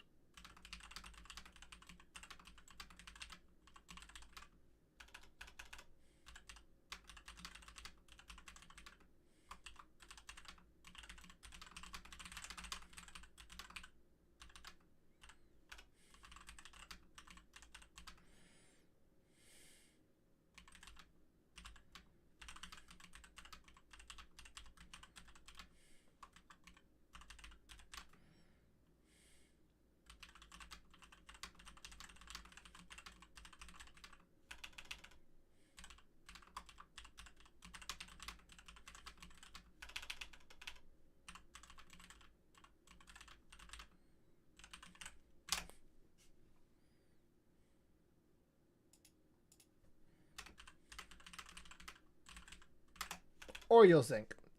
There's always the potential that you have players that are, I guess, assholes, where they don't care. They don't care about the trinkets. They don't care about. They're just merchants of chaos. And obviously, within my friend group, when we're playing, like everyone is super invested in the story, and it makes for fantastic games. But when the stream is done, I'm going to put this on my YouTube as a one shot that you can play with your friends. So in order to proof this, because I don't know who's going to be in your group, you can have the boat sinking as the real issue, which matters to the player, whatever it may be. So that's it.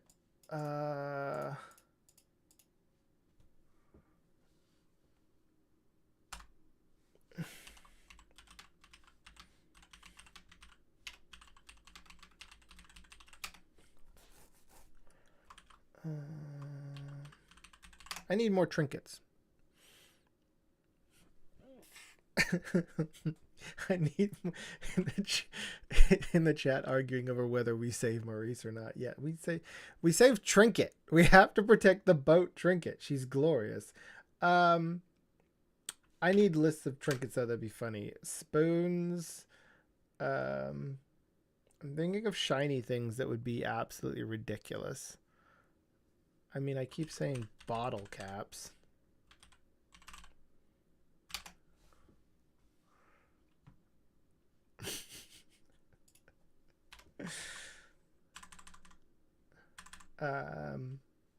Anyway, we'll fill this in a minute.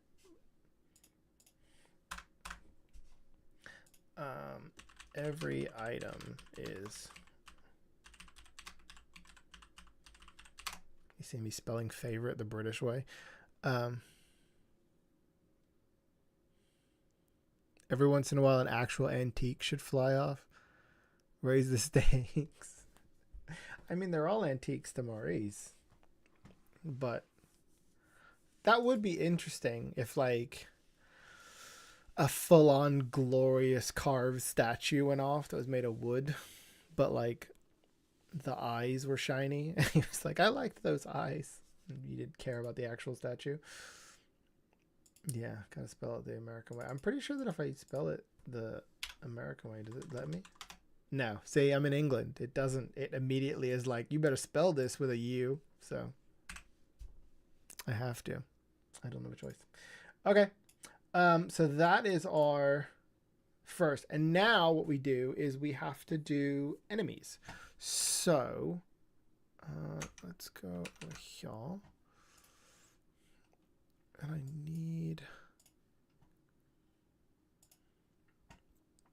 need basic enemies. This is not a basic enemy. This is a basic enemy. So this is from a different game that I made. This is from Truth About Magic. This is a bloodied hand soldier. And we don't need, oh gosh. We don't need this. Actually, we don't need this at all, so I can just delete this. So cool. So we can do Rhino, Beetle, armor class. I don't necessarily want them very difficult. Because I don't. Hit points, 10 to 20 is fine. Their speed is, say it's 40 feet.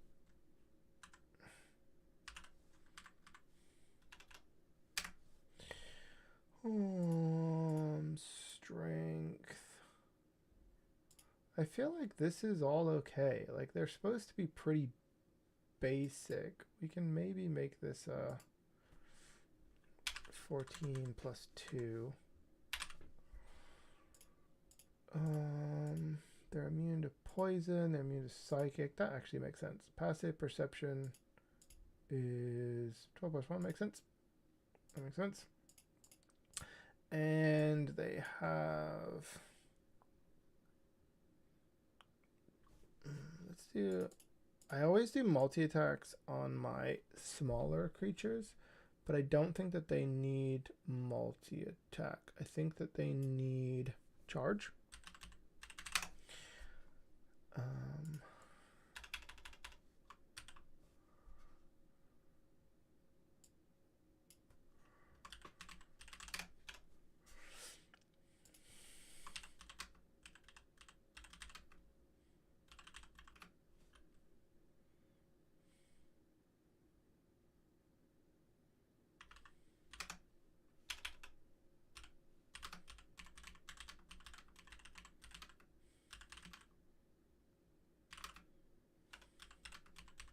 There you go.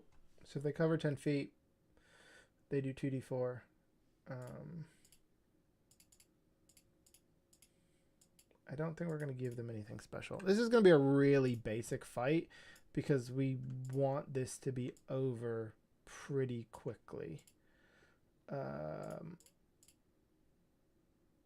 So yeah, that's what they're going to do.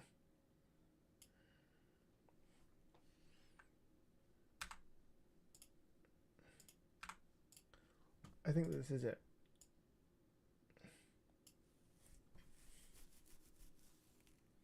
Yep, that's it. That is our basic Rhino Beetle attack. Nothing major to do there.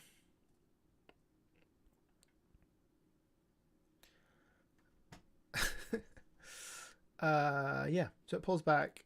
It can move 40 feet. So it can hit, move back, and be ready to hit again. And maybe what we should do is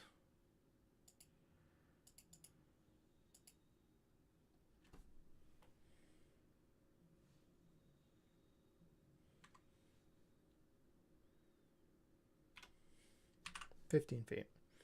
So what this means is, and what I'm thinking, is if somebody has an ability to like hold person or something like that, if you can stop it from moving away after a hit, then it can't do another. It only knows how to charge. It doesn't know how to do anything else. So someone can play around with that. That should be fine. Hit points 10 to 20.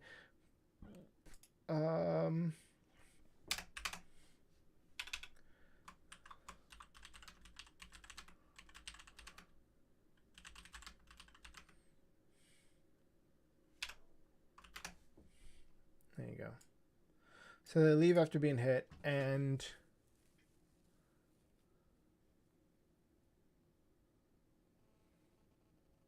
we are going to have a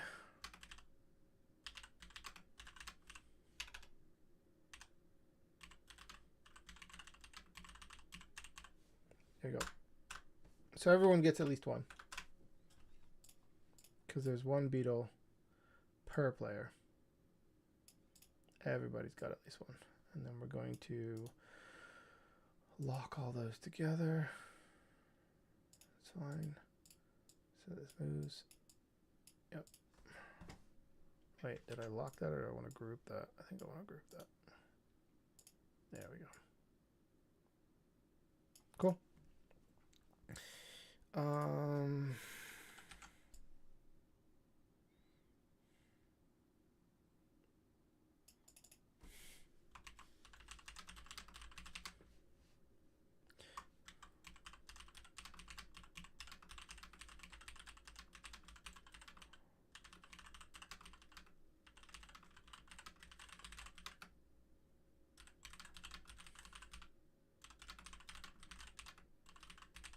There you go. He can be consoled with more shiny. However, I will never know how to spell shiny. There you go. So you've done your Rhino Beetle fight. Why did it have to be bugs? Done. So now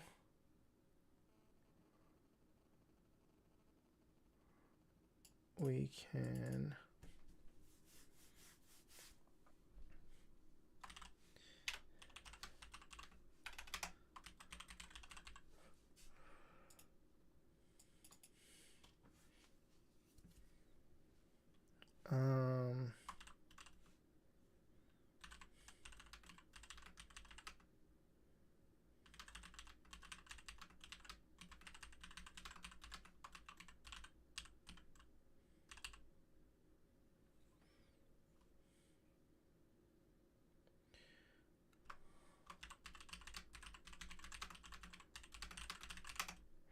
their village is hard to find, so they want.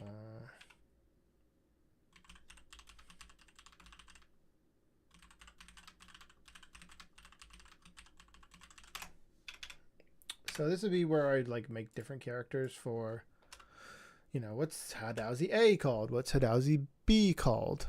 I'm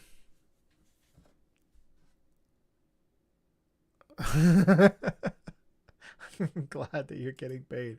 I'm not getting paid for this. This would be where I typically do like Hadowsy A, Hadowsy B, and like give them names.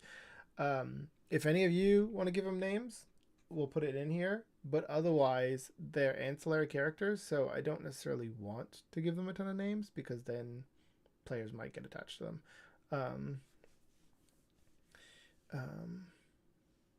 I will say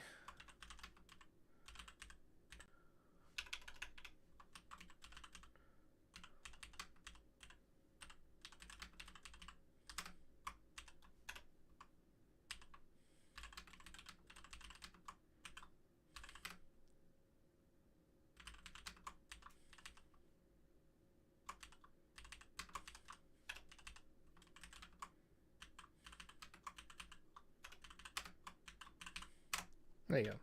So they have some flavor. Jeremy, it's exotic. Holy smokes. I don't know why I asked you, Greg. There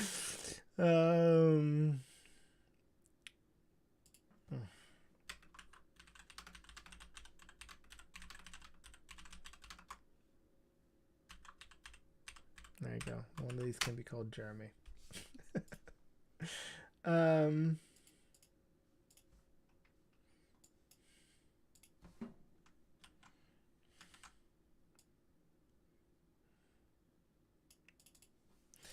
then this would be them explaining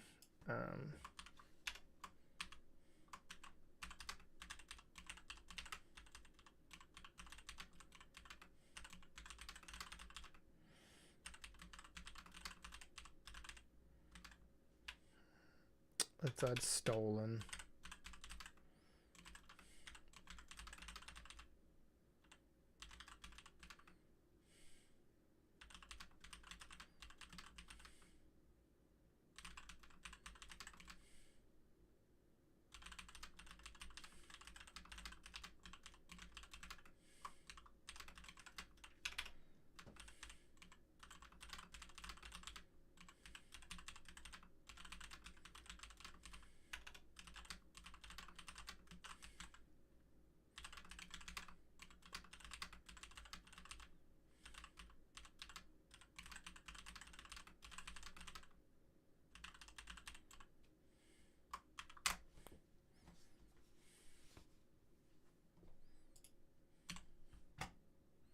Your princess is in another castle.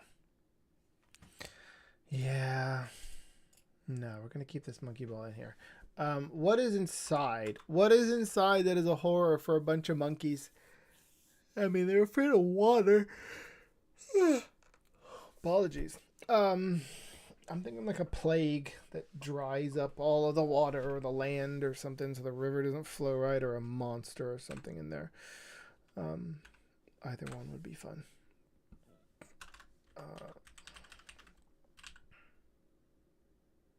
Inside is ...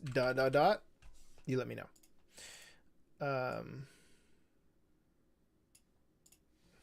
Soap. I mean, it's kind of funny. Fleas.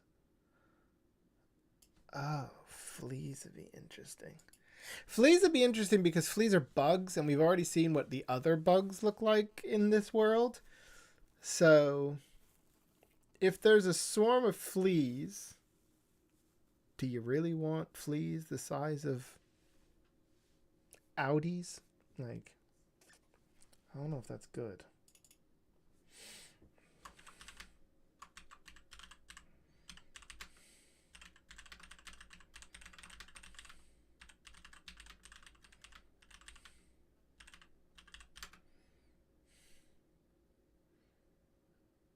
Giant fleas, yeah, okay.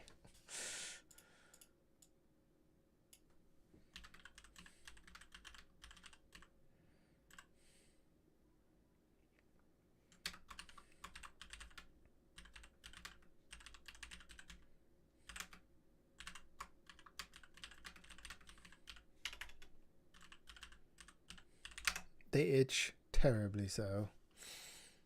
Okay.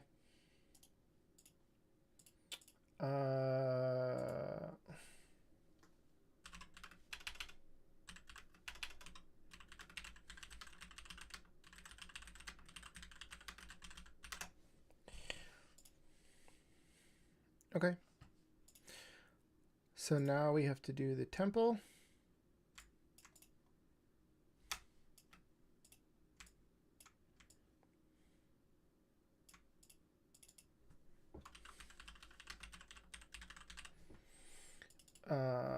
So I would like some traps. I think it's good. I think that a lot of people like to detect for traps, and there's never any traps. So if we do it this way, there will be traps. But we also need a puzzle. And fight. Yeah, I think this works. So what traps is there? I mean, the easy traps are like spike traps and swinging traps. But I also like the idea that the Hadouzi are kind of useless. So like the Home Alone paint cans trap, but it's like coconuts and they're just not heavy enough to actually do any damage. Because you don't want your players to be absolutely wrecked. You want them to have fun. So maybe some silly traps like that. But a puzzle, I've never been good at puzzles. This one's going to be difficult. Stories I can write. Puzzles are really, really hard for me. And then the fight is going to be on the next pane, so that doesn't really matter. But traps. Everybody.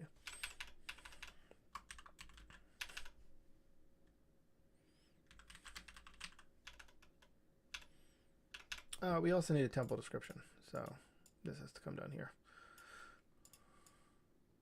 That's not it.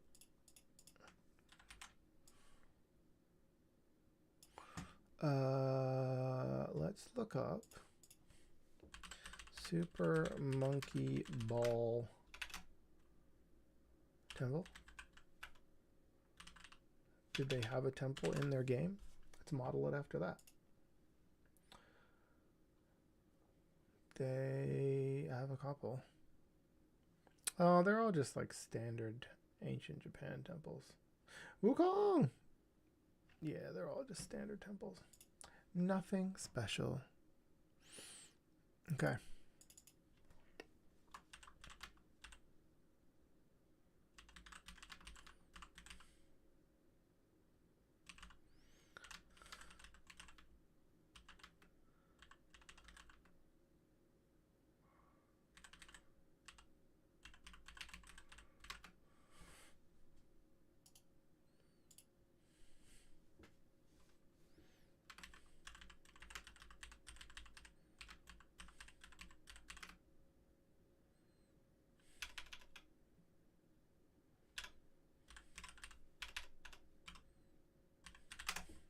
So I'm super far out. Here's what I'm thinking. Checker. Did I spell that wrong, or is that just not a word? No, that's right. So here's what I'm thinking is it's like this, right? But we make it so that when they stand on the checkered surface, the floor goes down and you have to keep your balance. So they have to make some deck saves. This will teach our players how this mechanic works. So in one of the games that I did, there was a mechanic where you had to see this aura of green energy and you knew it was going to heal the person, or a red energy and you knew it was going to hurt you. And I taught my players, like, hey, do perception checks during fights throughout the whole thing so that they knew when we got to the ending that they should do that. So there is something to setting your players up once again for success by kind of letting them do the big thing a little bit in advance so that when it comes time for the big thing, they already got it down. So that's what we're going to do. Is I'm going to learn how to spell frickin' checkered. Nope, I'm not. I'm going to leave it at that because it's driving me nuts. And then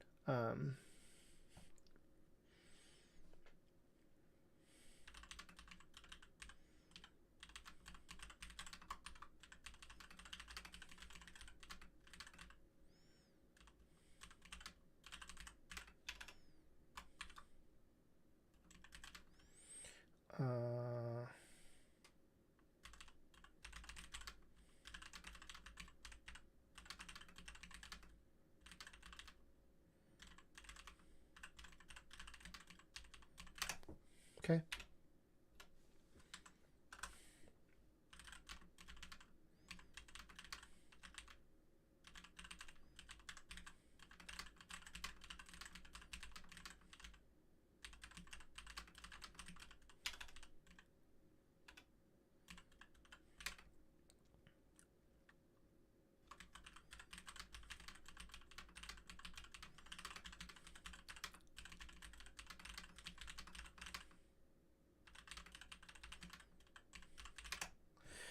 Okay, so they have to balance to make it to the bottom safe. And here we can explain the rules. So the rules are you must make a dex save to keep your balance or be pushed. What did we decide?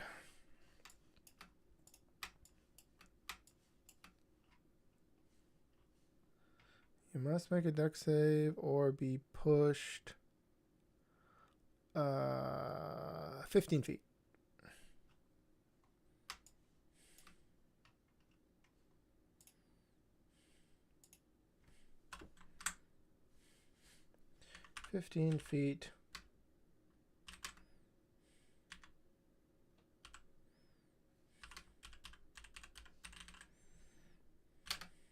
In 1d4 direction.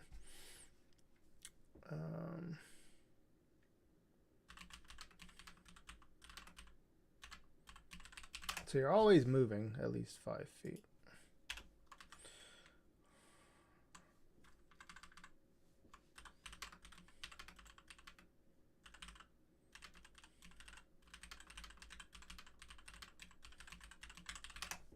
There we go.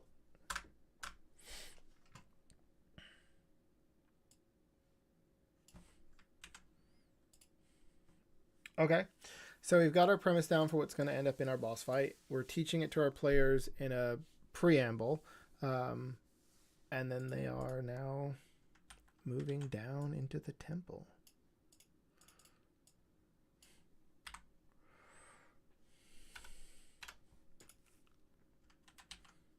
Oh, I don't know what I did there by accident. There you go.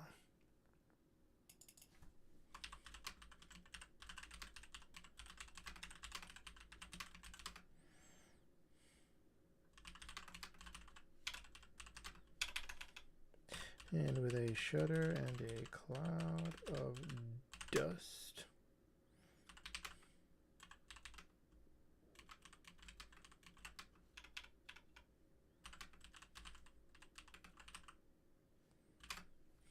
So now I need a puzzle. Anyone know any good puzzles? I really don't know any good puzzles. Simple. Yes. Children puzzles. Or even simple children riddles. 15 awesome riddles for kids with answers.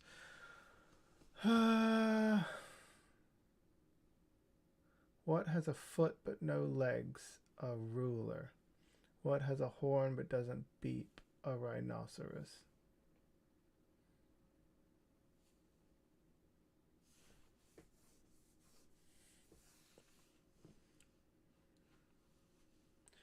Somewhere.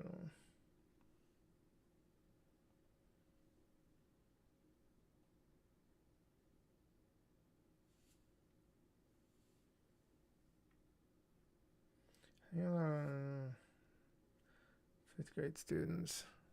I had to soothe an infant and came back to prodigy. I don't know what that means.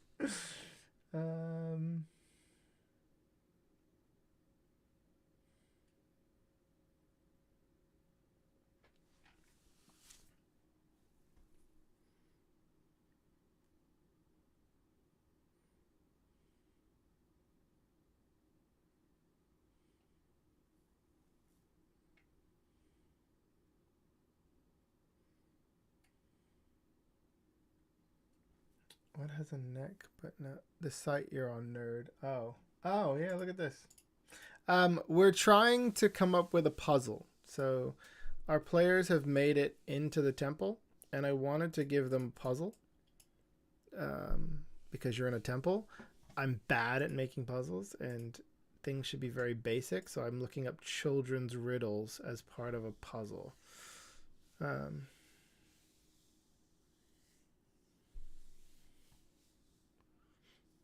So if you know any puzzle ideas, that would help.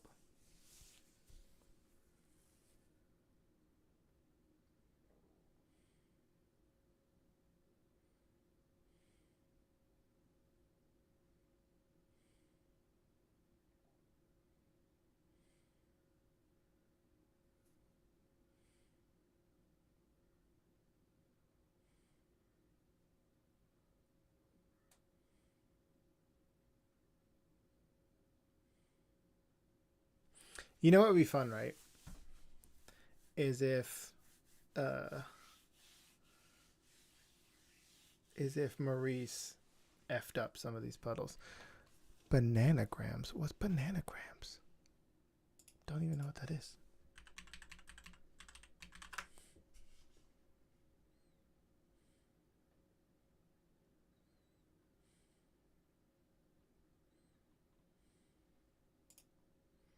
Setup. Place 2 tiles face down and a bunch of players take a set number of tiles each. Players then flip their tiles to create their own words.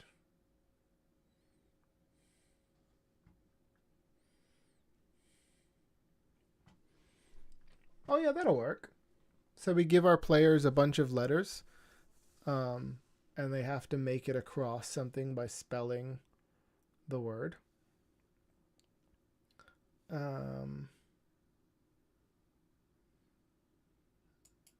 And then we can have Maurice help out by doing the wrong words, and you have to keep saving him. That works. So let's say the word is peel, because I just saw it a minute ago. I don't remember where I saw it, but I definitely saw the word in here somewhere. Oh, right here, peel. So we would give our players a... What do we give them? P-E-L, obviously. And then a bunch of other words. Always happy to help. Thank you, Brooke. I appreciate it. B-A-N-A.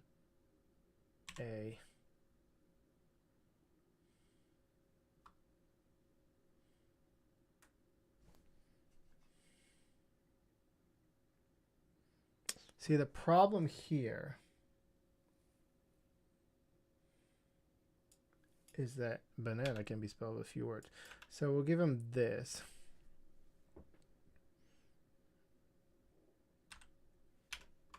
And we'll give him this.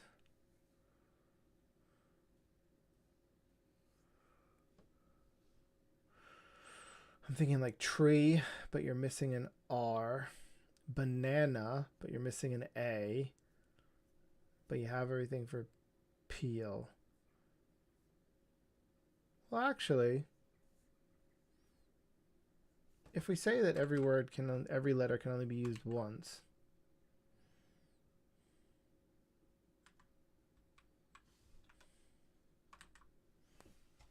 we can give them that. And then we'll just shuffle it along.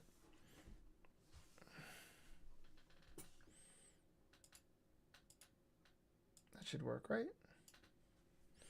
And obviously we won't put it in that order.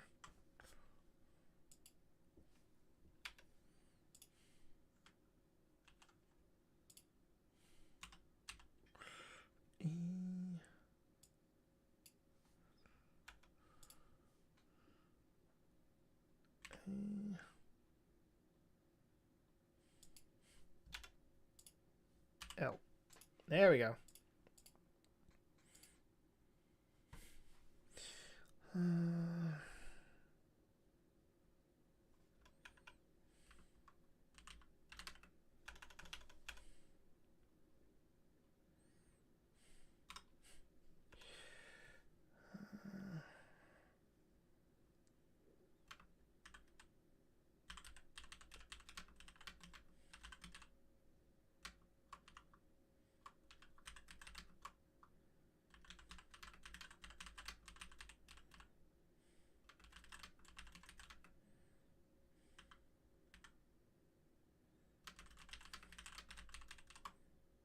There you go. Don't slip on your words. Don't stand on what's not there. The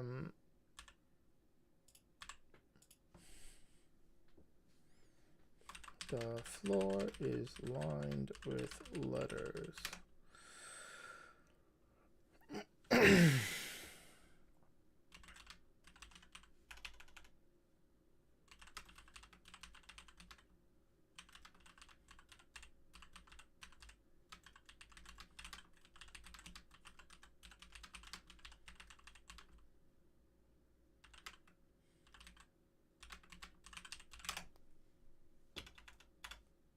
Done.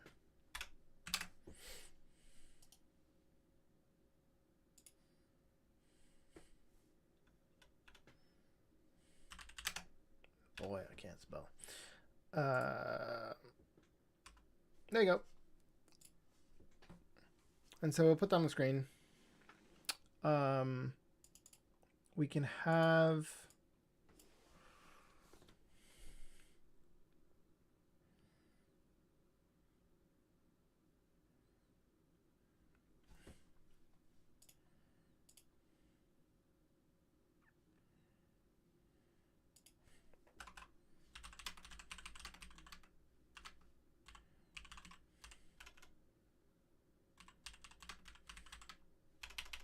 my caps lock on.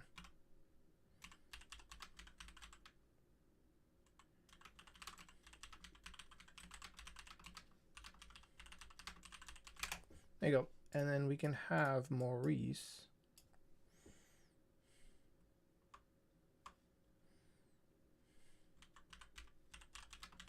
jolted loose by the shifting of the elevator.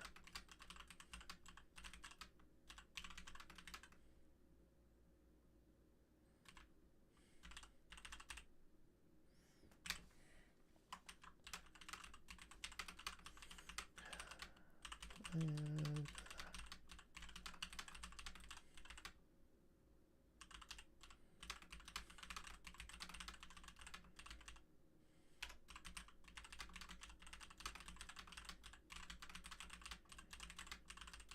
there you go.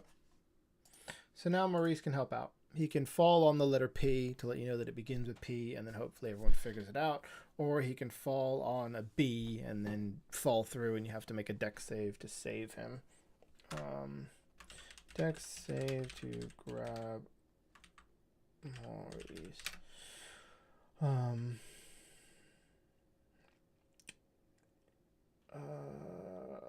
want this to be very low. I don't want Maurice to fall into a never-ending pit.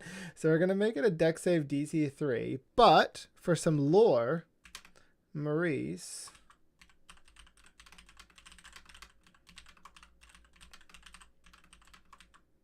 What the heck is this race called now? I've completely forgot. Kenku.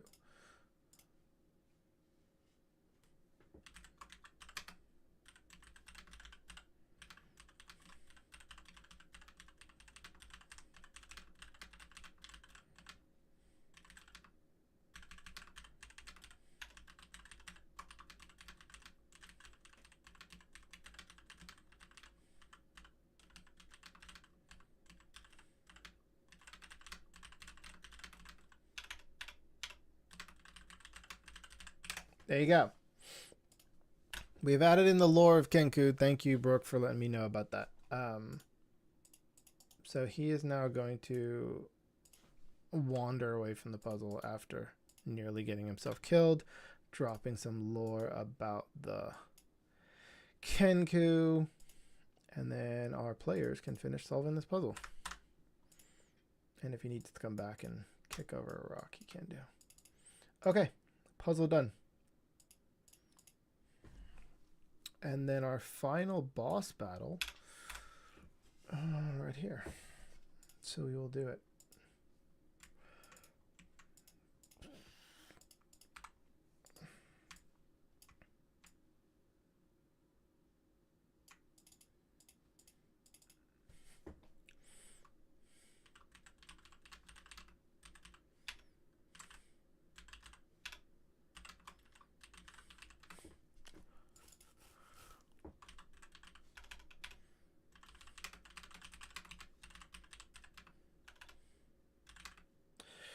A baboon-like creature.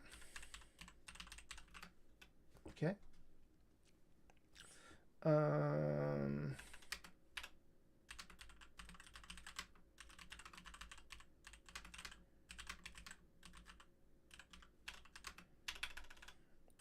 amber ball with a golden monkey statue.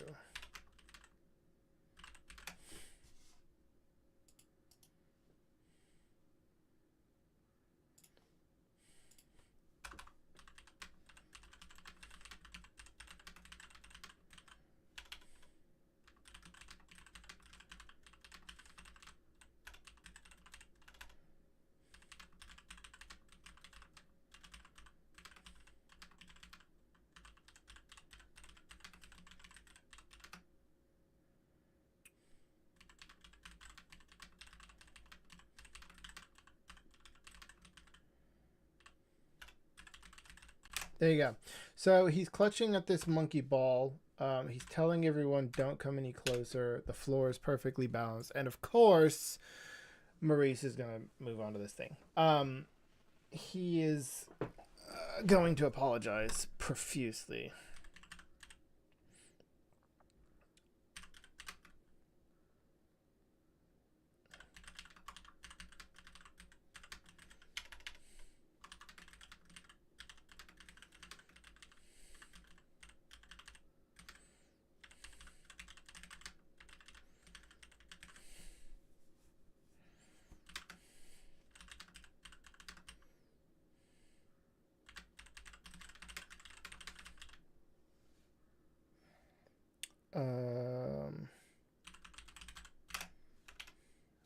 To the keyhole? Yeah, let's make a keyhole.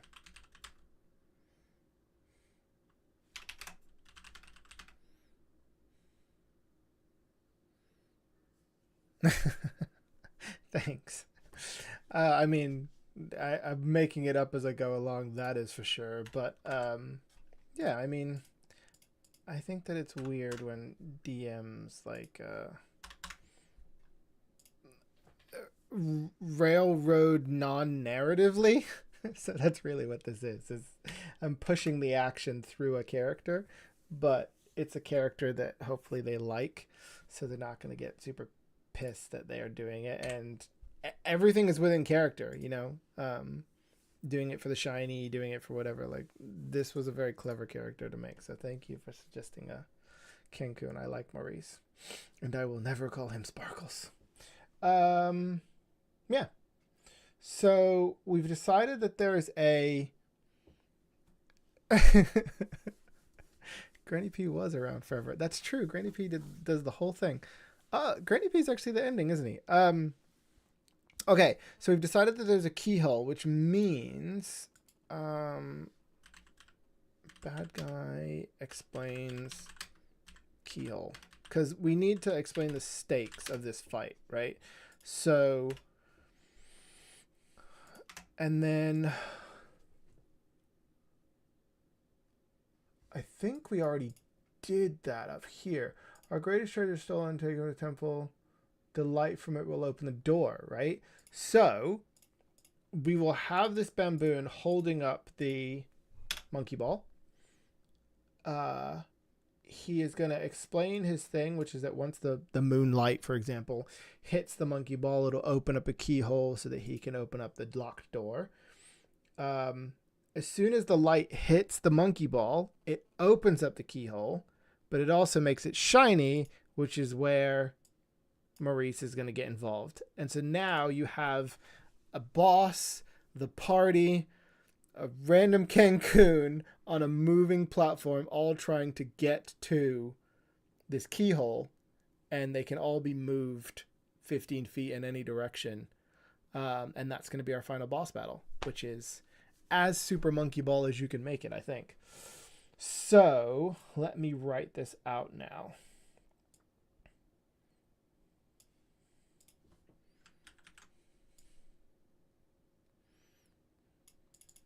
So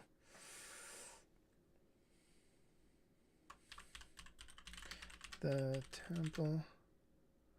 Perfect time for this. I agree. Reaching the temple. Reaching the heart.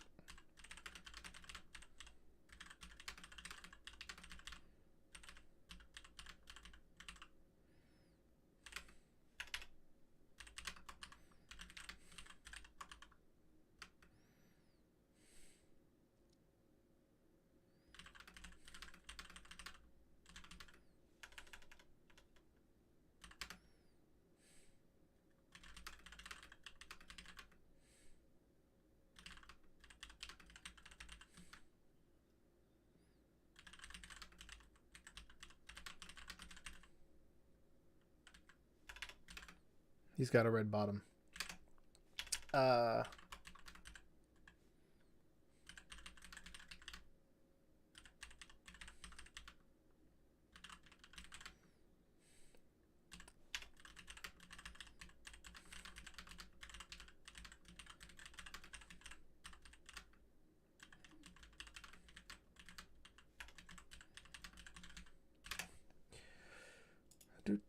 So now we just have to explain everything that we just came up with.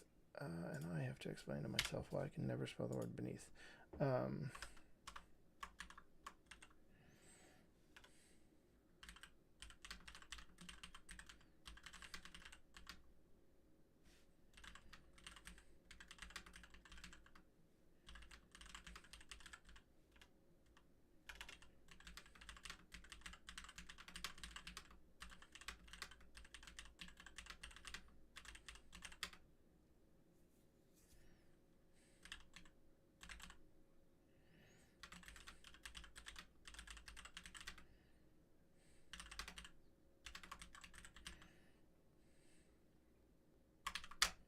He just wants to drive everyone out of Manji.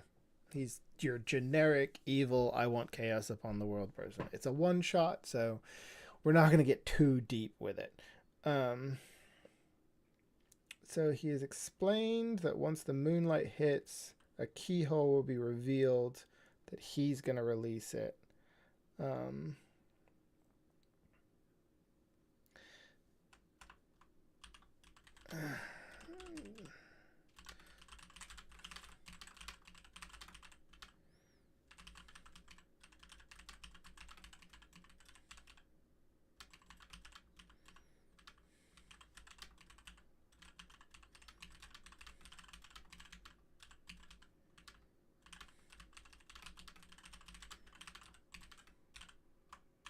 So we don't want to say there's nothing you can do twice, because just narratively it's not a very good sentence. So we're going to say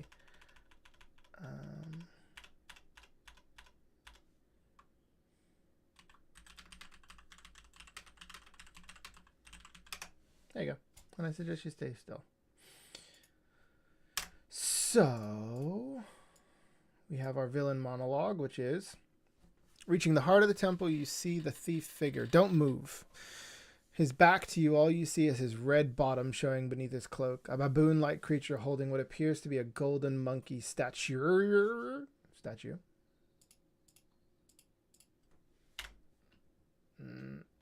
Wait, I'm confused. Statue. There we go. Statue sealed in an amber ball. So we have officially our monkey ball in our monkey ball. Once the moonlight hits this monkey ball, it will reveal a keyhole I will use to release the great beast and drive everyone out of Manji. You can say he's got a bigger thing.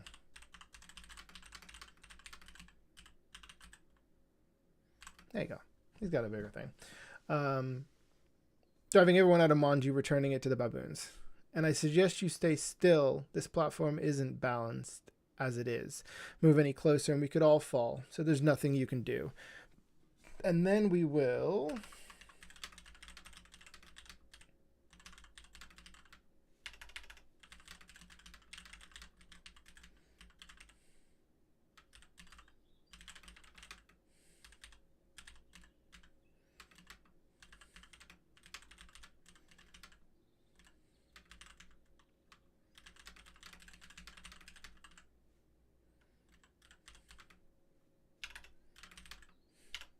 the ball to be placed in.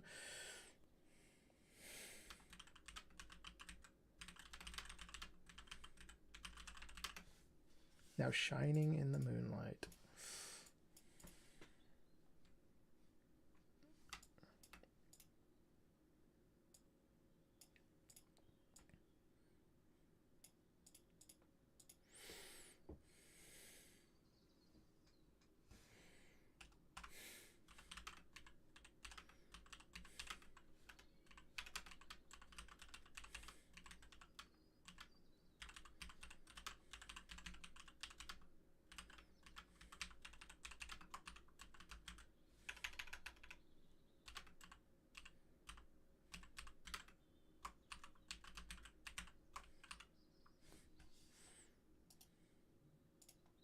Cannot spell the word shiny. I'm also not going to fix that.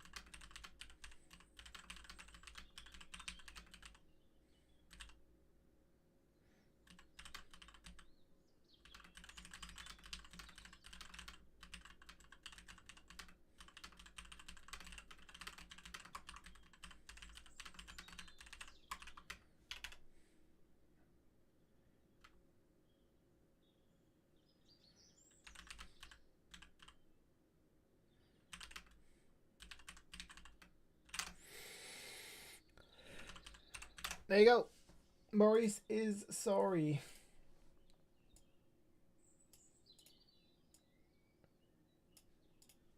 Done. Okay, so we've done this.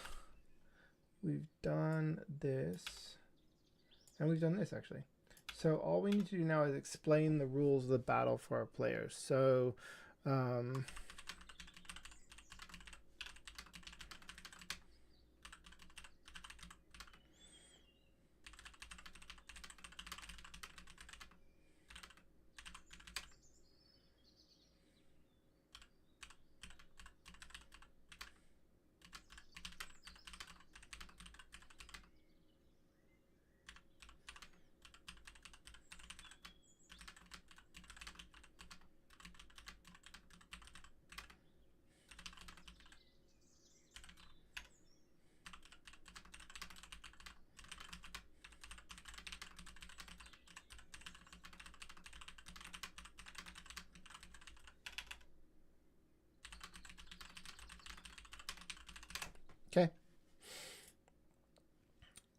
And that's it. That's our game. We now just have to make a baboon enemy. So let's see if I have another one over here, shall we? We can take the same one. We can do the same one and just give him this.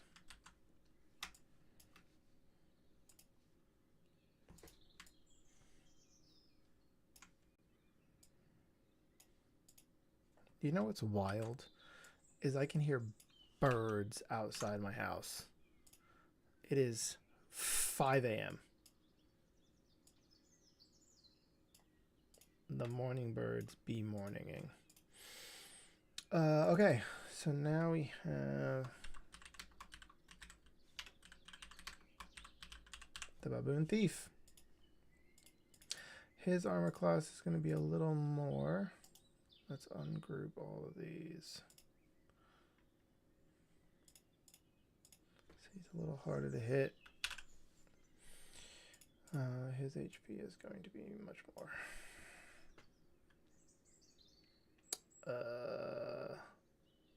Make it 100. His speed is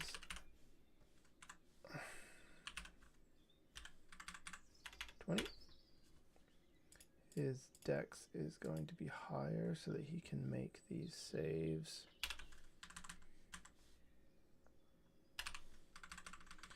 His strength is also going to be higher. His intelligence is going to be lower.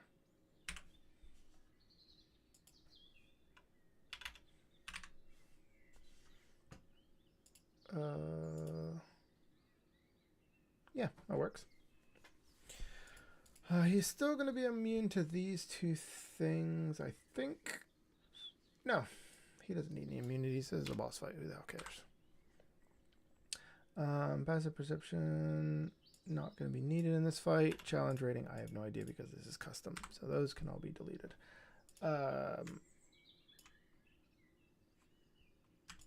We are going to give him a special ability, though.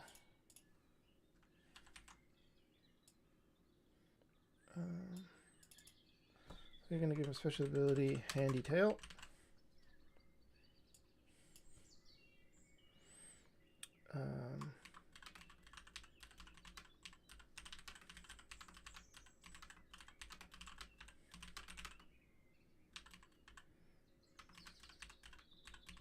So he can do that once for the whole fight.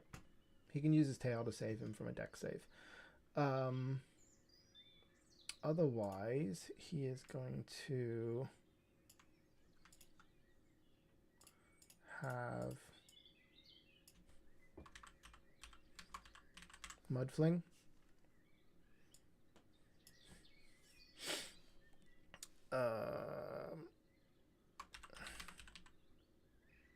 I have returned. Wonderful. We're doing the boss fight. I'm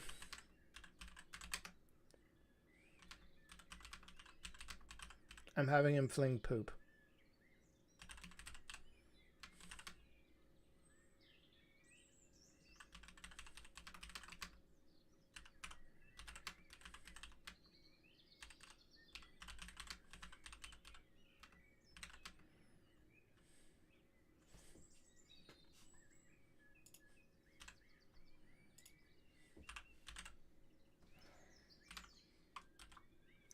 And con save DC.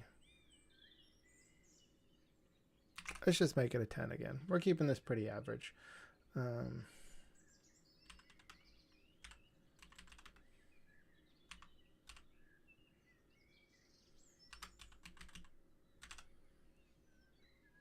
Yes, that is exactly what it is. I'm also going to add a rock fling.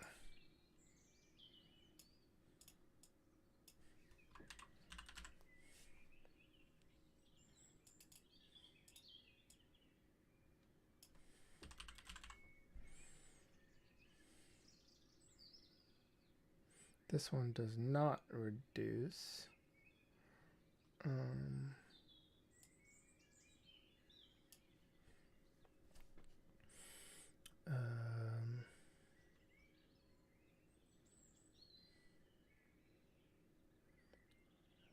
2d6.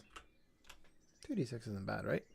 2d6.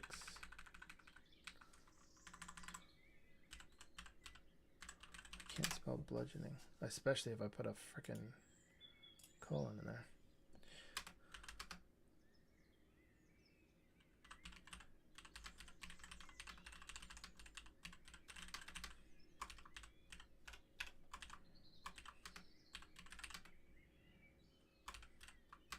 There you go, EC12. So the reason that we do this is we're tying everything in. 30-foot cone balls. Okay, so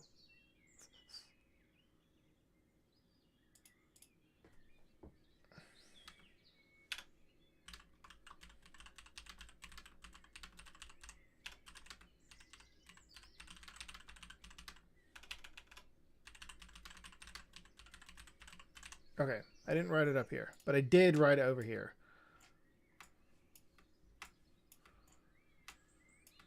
Right here. So we talked about being able to use your reaction for advantage. So if you fail the deck save, you can roll with an advantage, use your reaction. So what we've done is we've made some jeopardy to that concept, which is that when he flings his rocks at you, you're going to take 2d6 damage, or you can use your reaction to deck save it. If you use your reaction, you then don't have it for when the planes shift. So if the planes shift and you don't have a reaction, then you're screwed. So the question is, do you want to take the damage or do you want to take the ability to deck save later? So that's what this is. I got to speak up. Sorry, I'm a bit of a mutterer, and also my microphone was not near me. There we go. Hopefully that's better. Okay. So that's what we're doing. This is just 30-foot cone, 2d6 damage. There is no save, but you can use your reaction to do a save. So that gives us rock fling and mud fling.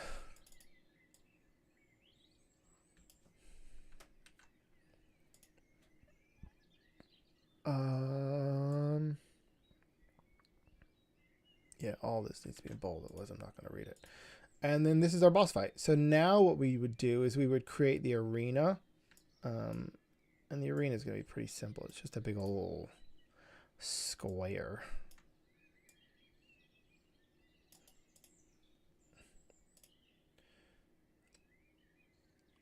Shapes. Square.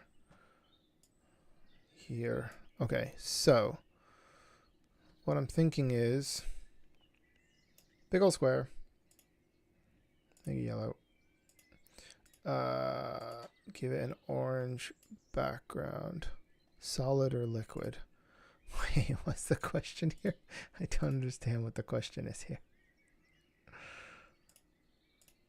So to be like this, and then our players, I think this is purely for our own like understanding. This is going to be the boss.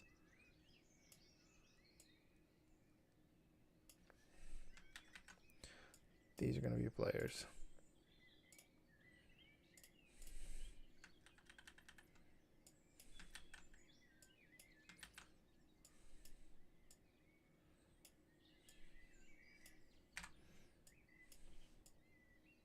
The mud. Oh. I mean, it's in a cone, so I'm feeling like it's liquid, but I'd rather not divulge. I don't know what gets you kicked off YouTube nowadays. And then there you go. So this is basically what it is this boss is going to try to be getting over here. You guys are going to try to be taking him down. And every turn, the dice is going to be rolled. 1d4 for, let's do this. Heading, that's fine. 1.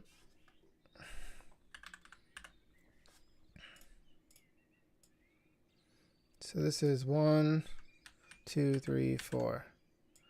So this is 2.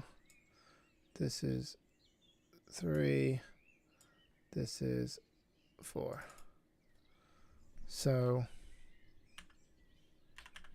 4, 2, 3. Okay. So basically every turn a dice will be rolled 1d4, whatever that direction is. Say that it is 4. Everybody has to make a dex save. Everyone that fails that dex save goes 15 feet this way, including the boss. Everyone that passes moves 5 because it's just fun to have everyone moving around. And everybody's trying to get to here or to stop them.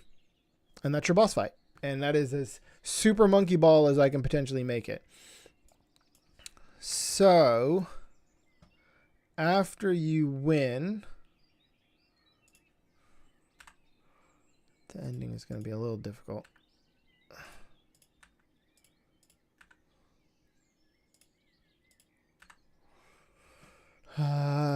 Return the ball. So I'm losing things on my mic right now.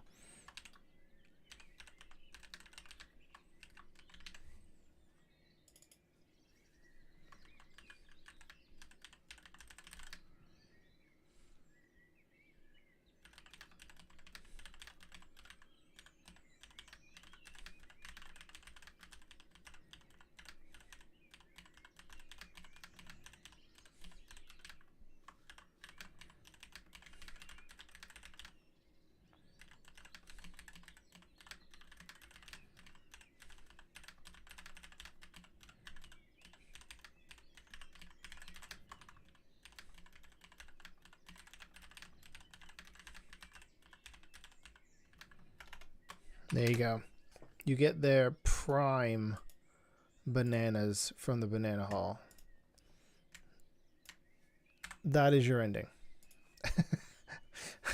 It's a crazy new boss fight, but your ending is that you get incredible bananas, which, to be fair, all of Manji wants these bananas. It literally is the lifeblood of the market this time of year, so you're pretty lucky.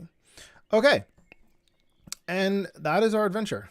We have somehow made an entire adventure of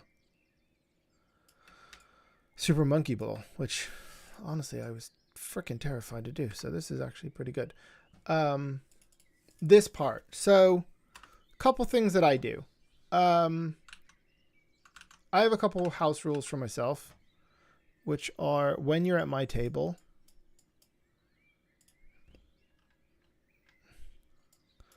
get this.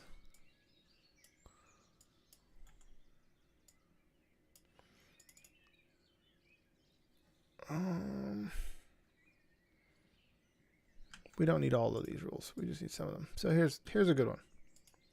My rules. Number 1. No one will be punished for not role-playing, but role-playing will be rewarded.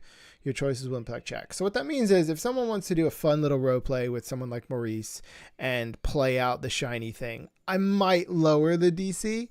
But if you don't role-play, I'm not necessarily going to raise the DC, right? The second one is that a 20 means you get the best outcome. It's not always a success.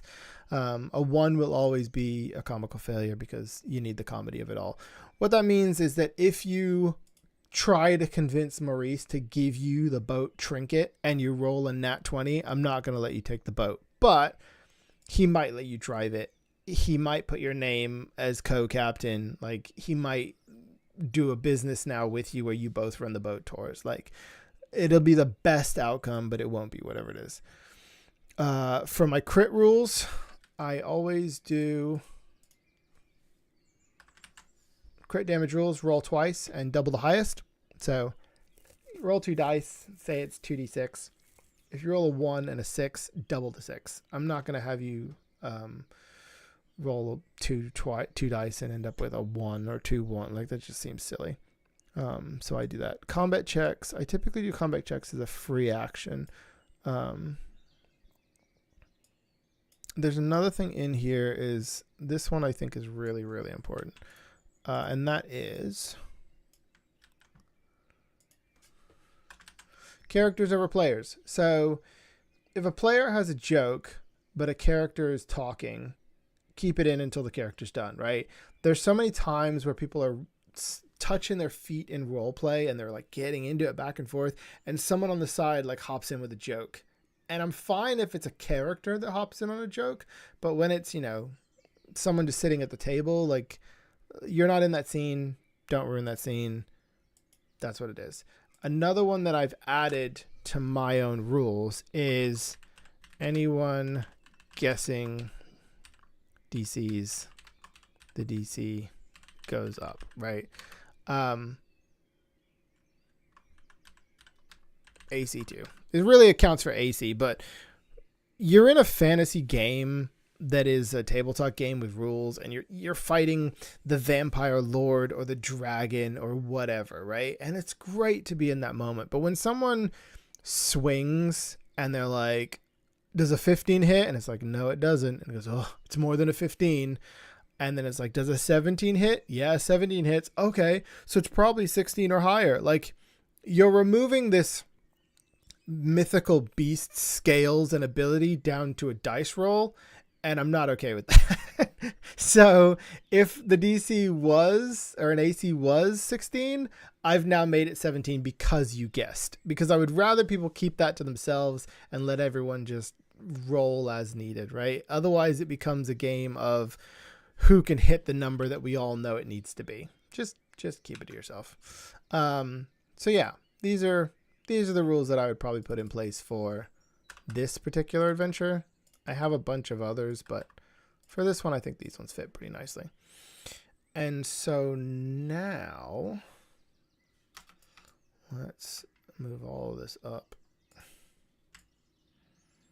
because why not? There you go. So now if you have this on your iPad, you can just read this. We already did this one. Thank you, Brooke, for the suggestion. You just read. There's no need to flip pages. There's no need to jump back and forth to go to stat blocks and whatever. It's all there. You can just read it. You can play it out as it could be. Now, the next part that we need to do is the part that I know some people in my audience are not going to like. I see a dang it. How about snitches get snitches get increased ACs? That's what snitches get. Okay. So the next part we need to do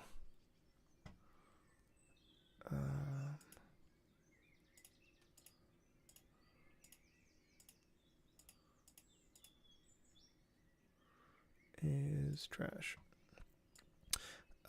This is the next part that we need to do. AI art, yay! My feelings on AI art. I think that AI art has its place. I think that it has a purpose for things. If you are a small time DM and you're just DMing at your local game shop and all these other things, and you're maybe making up a thing every single week, you're not paying people on Fiverr to do it. I don't think that you should. I don't think you should have to. I think that visuals impact, and I don't think that there should be a barrier to entry that is price. That being said, know when to use AI artists. So I made a comic for one of my ongoing campaigns that I did last year, and I paid a Fiverr artist to make those comics because I wanted it to be specific. Right now, actually, if I open this, I am creating AI, which is Mike Tyson walking out to the ring in purple. I'm probably going to use this one or something similar. He's wearing some Jordans. The reason I'm doing this is because I wanted a reference image for Hitmonchan. So Hitmonchan. This guy, because I'm making a Pokemon deck for Hitmonchan, and I want to have a playmat with Hitmonchan. And I am going to pay an actual artist to make a Hitmonchan playmat using this as a reference image. Because sending over this and saying, hey, can you make this for Hitmonchan and I will pay you money for it, is so much easier than going back and forth on revisions and being like, no, I actually wanted the red gloves and the purple gloves and the blah, blah, blah. And it removes my ability to communicate to their ability to do art. So AI art has its place here, which is I use it as a reference to do what I actually want to do, where I actually pay an artist. That being said, I do not expect people to every week, day in and day out, pay an artist to make 14 scenes for their D&D campaign, because it's unnecessary for a group of 5 friends to do that. I just don't think that it is. So I am now going to show you how you can do this part of it, which is to say our opening scene, middle of the Manju River. So the way that I like to do this is I will choose an art style. So let's say that I want to do Jungle Cruise art style. No, you know what I want to do? I want it to be like cartography, like sketched. So we're going to do a river going through a jungle. Cartography, ink, and parchment art style. So this is what I'll do. I'll do a river going through a jungle. I'll spell cartography correctly at some point. And then I will do 3x2, because the screen that I have for my DM screen, or even people's computer screens, widescreen, 3x2 works the best. Always end it with the type of art style that you're looking for. And this is just going to be a base image. And then I'll show you what we do after that.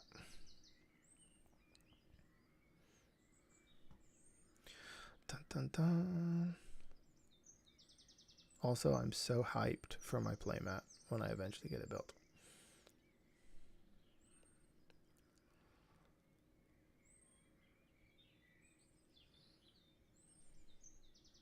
Okay, so I like the more detail of this one. So what we'll do is we'll take this one and we will use style and image, and now we will write our scenes. So we will do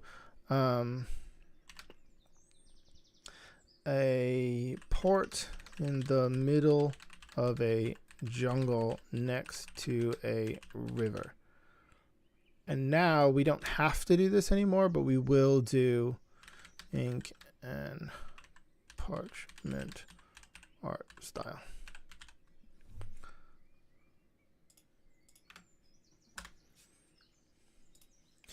I messed up. We got to hit this, and then you have to remember to do 3, 2. And we're going to cancel this so we don't waste the time. So what happens is, by using these 2 images, it means that everything that it should come up with should be around the same style as these, so that as you're putting your players through each scene, it's not jarring to them for what's happening. So cool. This works. This works really well. So here's our first scene. We would save this one, but we're not going to worry about it right now. So here, style. I'm just going to click that so it puts it up here. We're just going to delete all that. Cool. So we now need to mark it.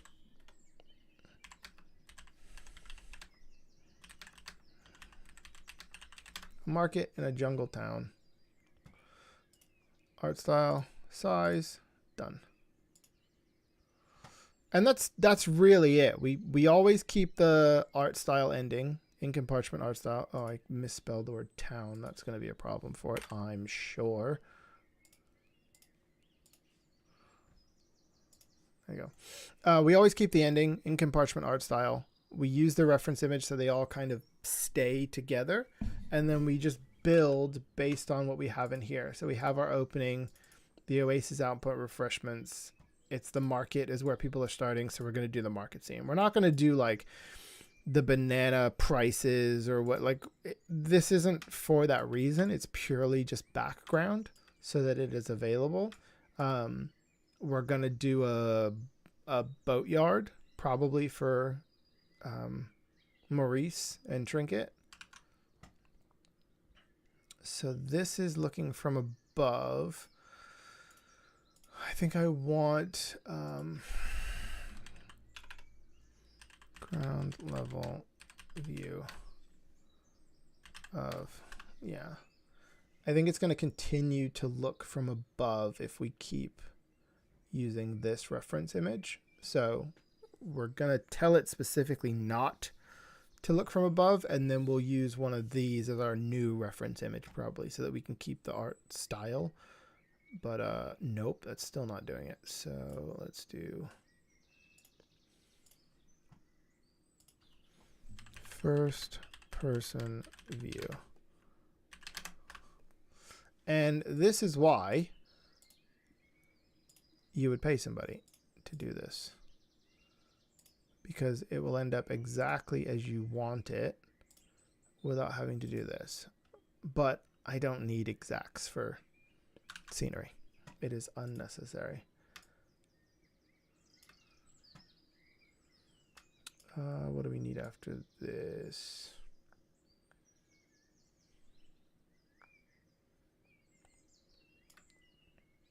The shiny boat. This one's going to be interesting. Oh my goodness, it will not do this. So let's just remove the art style reference image.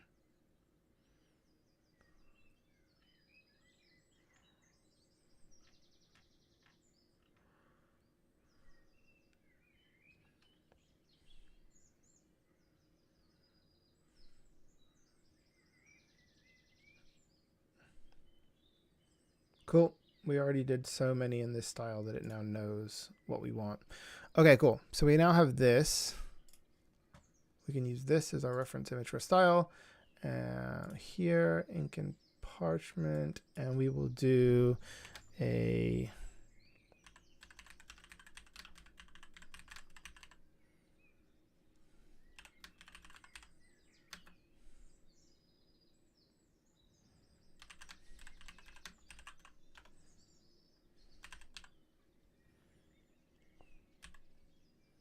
an abandoned looking boathouse for boat tours. Same thing. Forgot to do the sizing. And this should give us our boat tour from Maurice. I don't, as a reference, I don't like doing characters. So I wouldn't do Maurice because I think that people's imagination of characters is much better than like saying, hey, this is what they look like. We already have a little thing in here that he's got, you know, frosted tips and one of his feathers is colored a different way to the other one. Like we already have things where people can really get a grasp on that character. There's no need for us to get real specific with an imagery and say, nah, this is what he looks like. I'm also not going to do Trinket, the boat. I want people to imagine that. So we're going to skip this one entirely. And we're going to go to hippos in the water.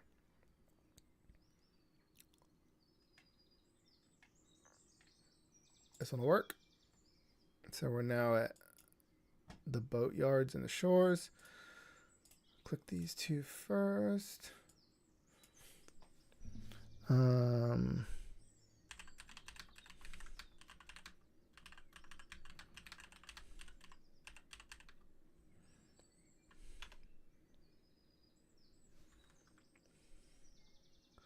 going to do view from the river of the riverbank. Let's see what that comes up with.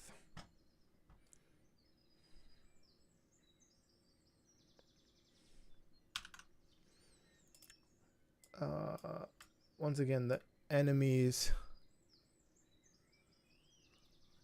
Thanks, Greg. Thanks for hanging out.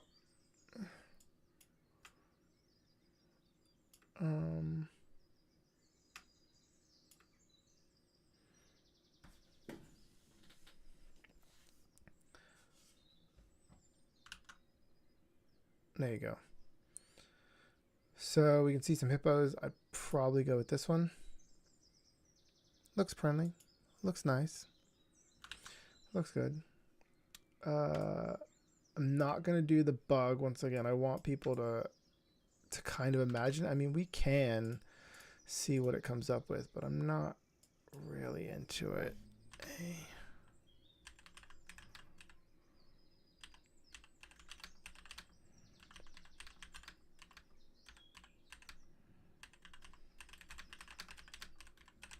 Let's do that.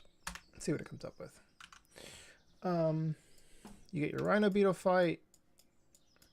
Meet the monkeys. So for things like this, once again, I don't like doing characters, but what I will do is like close-ups of certain things that mean you don't get the character's face. So for something like this, I would probably do it actually put wheels on it for a car. This is pretty funny. So what I will do is I might do something like this. A monkey's hand holding a staff, right? And it will probably give me something around Wukong because that's the most famous monkey for holding a staff. Oh, sorry, correction. Let me cancel this out so it doesn't waste the time. I will do a hyper close-up of a monkey's hand holding a staff. So that really means that I want like knuckles and staff, and that is it. And then once I've got the first reference image, I will then use that as an image prompt with our style prompt, and then we will end up with what we're looking for. So let's see a close up of a. Let's add Harry in here, just so that it looks more monkey-like, because this one's pretty close, but we all know how bad AI is with fingers, so this is looking better.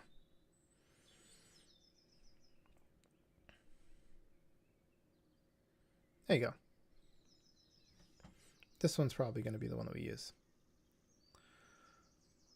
So now we have this as our image prompt, but we use this as our style prompt. We keep the ink and parchment art style, but we do this one.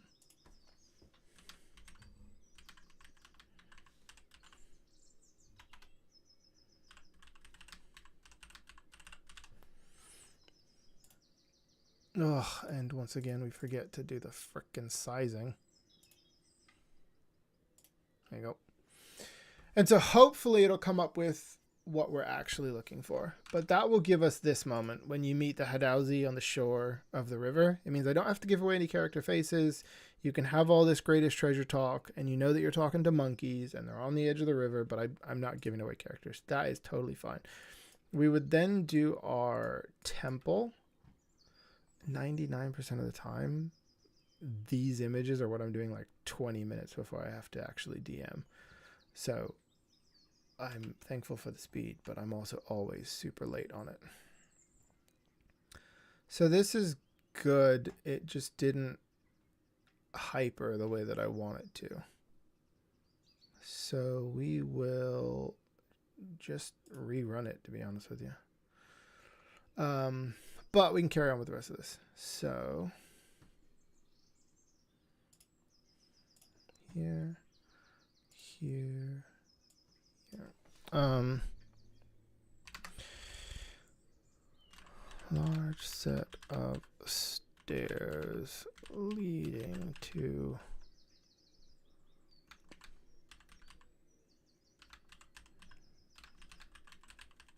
this is what I want. I want it to look like the Super Monkey Ball pavered floor. So that's what we're going to do. This one's a good one. This would be the one that I'd use. Son of a...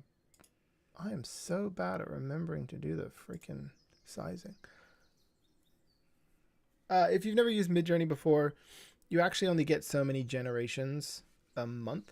And then you have to pay for more generations and all this other stuff. So you want to be careful with how many times you basically rerun or re-roll. Yeah, so this floor is the monkey floor that I'm looking for. this image here is probably the one that I would use, because our explanation of the temple is that it is non-existent. It's just flat. So you'd go up these stairs and above you is nothing but a flat floor. So that's what we do. If you wanted to, like you can see there's a person here. You can just edit this and then hit the submit, and it will typically adjust them, and one of the adjustments is removal. So if you ever have an issue like that, that's how you do that. Inside the monkey temple, yeah, we would probably do the same thing inside a temple. Floors. This is the one that I want to do.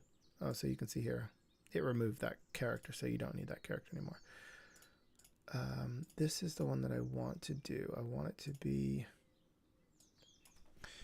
inside a great hall, rocks falling, grid pavers on the floor. That should probably do it.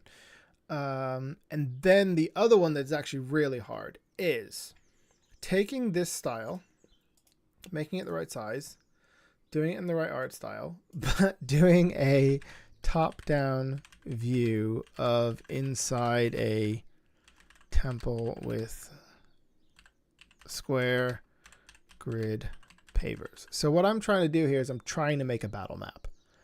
And it is the hardest part of every time I try and generate it, because AI never wants to draw head down, ever. Luckily, we got a couple earlier on where it refused to not draw head down, so I might be able to take one of these and use this prompt to go through to do top down. Yeah, you can see here it is not, none of it is top. This one's top down actually, but it just does, it never ever wants to do top down correctly. It's very difficult to get it to ever do top down correctly, which is why you can use battle map software. It works out pretty well. Oh, this one's remembering. Nice. Okay. This might work. This might work. So if I edit this,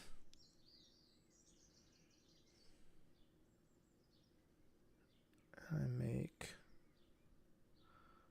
all of this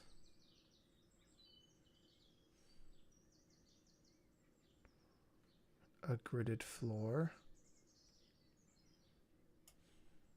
Increase my brush size, it's a little easier on me.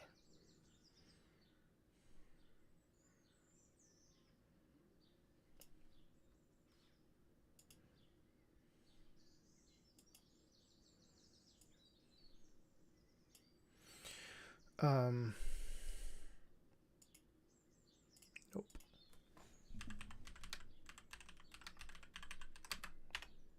Put it up front so it's the first thing that it reads, and let's see if it actually takes it, because if that takes it, then that actually solves that problem. But it's really finicky. It is not.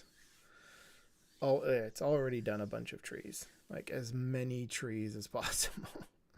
So we would go back in, we would hit edit, we would put no trees, and it's still gonna add more trees because I said the word trees, and that's basically how frustrating this gets. And then you just keep grinding it day in and day out, just so your players get a little bit of immersion from time to time. Some of these we could probably use. But yeah, that really is it. From that point on, we have a bushel of bananas.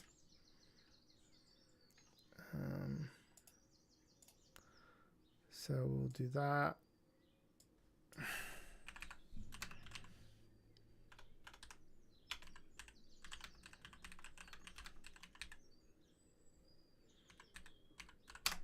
Bananas. I'm having to sing Gwen Stefani every single time. Let's not mess up the sizing. Shoot it out. And that'll be it. Super Nanas. I mean, it's Super Monkey Ball. So, yeah.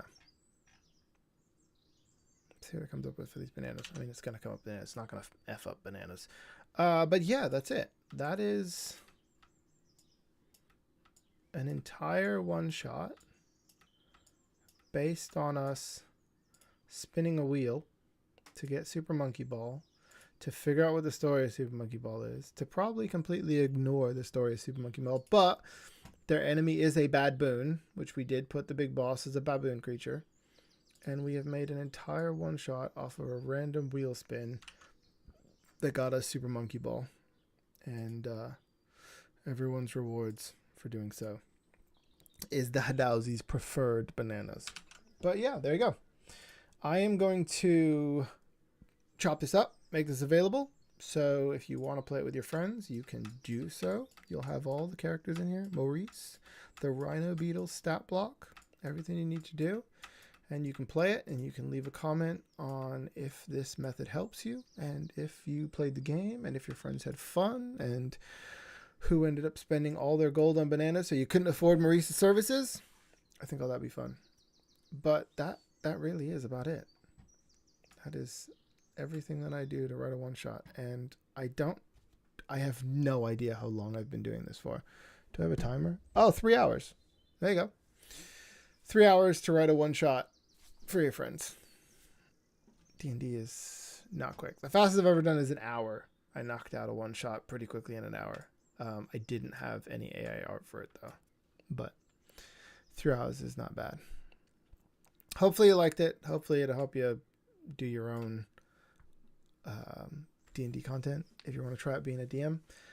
Thank you for everybody watching. I have music and stuff, don't I? So I'm going to say bye, and everything's going to get a little more production value, but I am really thankful for all of you guys for being here for this. Yeah, this has been a lot of fun. I really enjoyed it. I really liked being able to talk to you guys and do all this stuff. It's been a blast. That first egg was named. That first egg was named. That first egg was named Monkey King.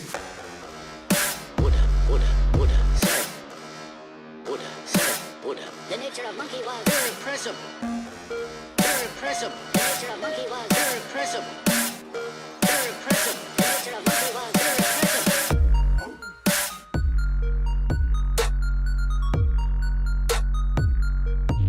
Irrepressible. Four worlds formed again and yet again, as endless eons wheeled and passed. Eons wheeled. Irrepressible.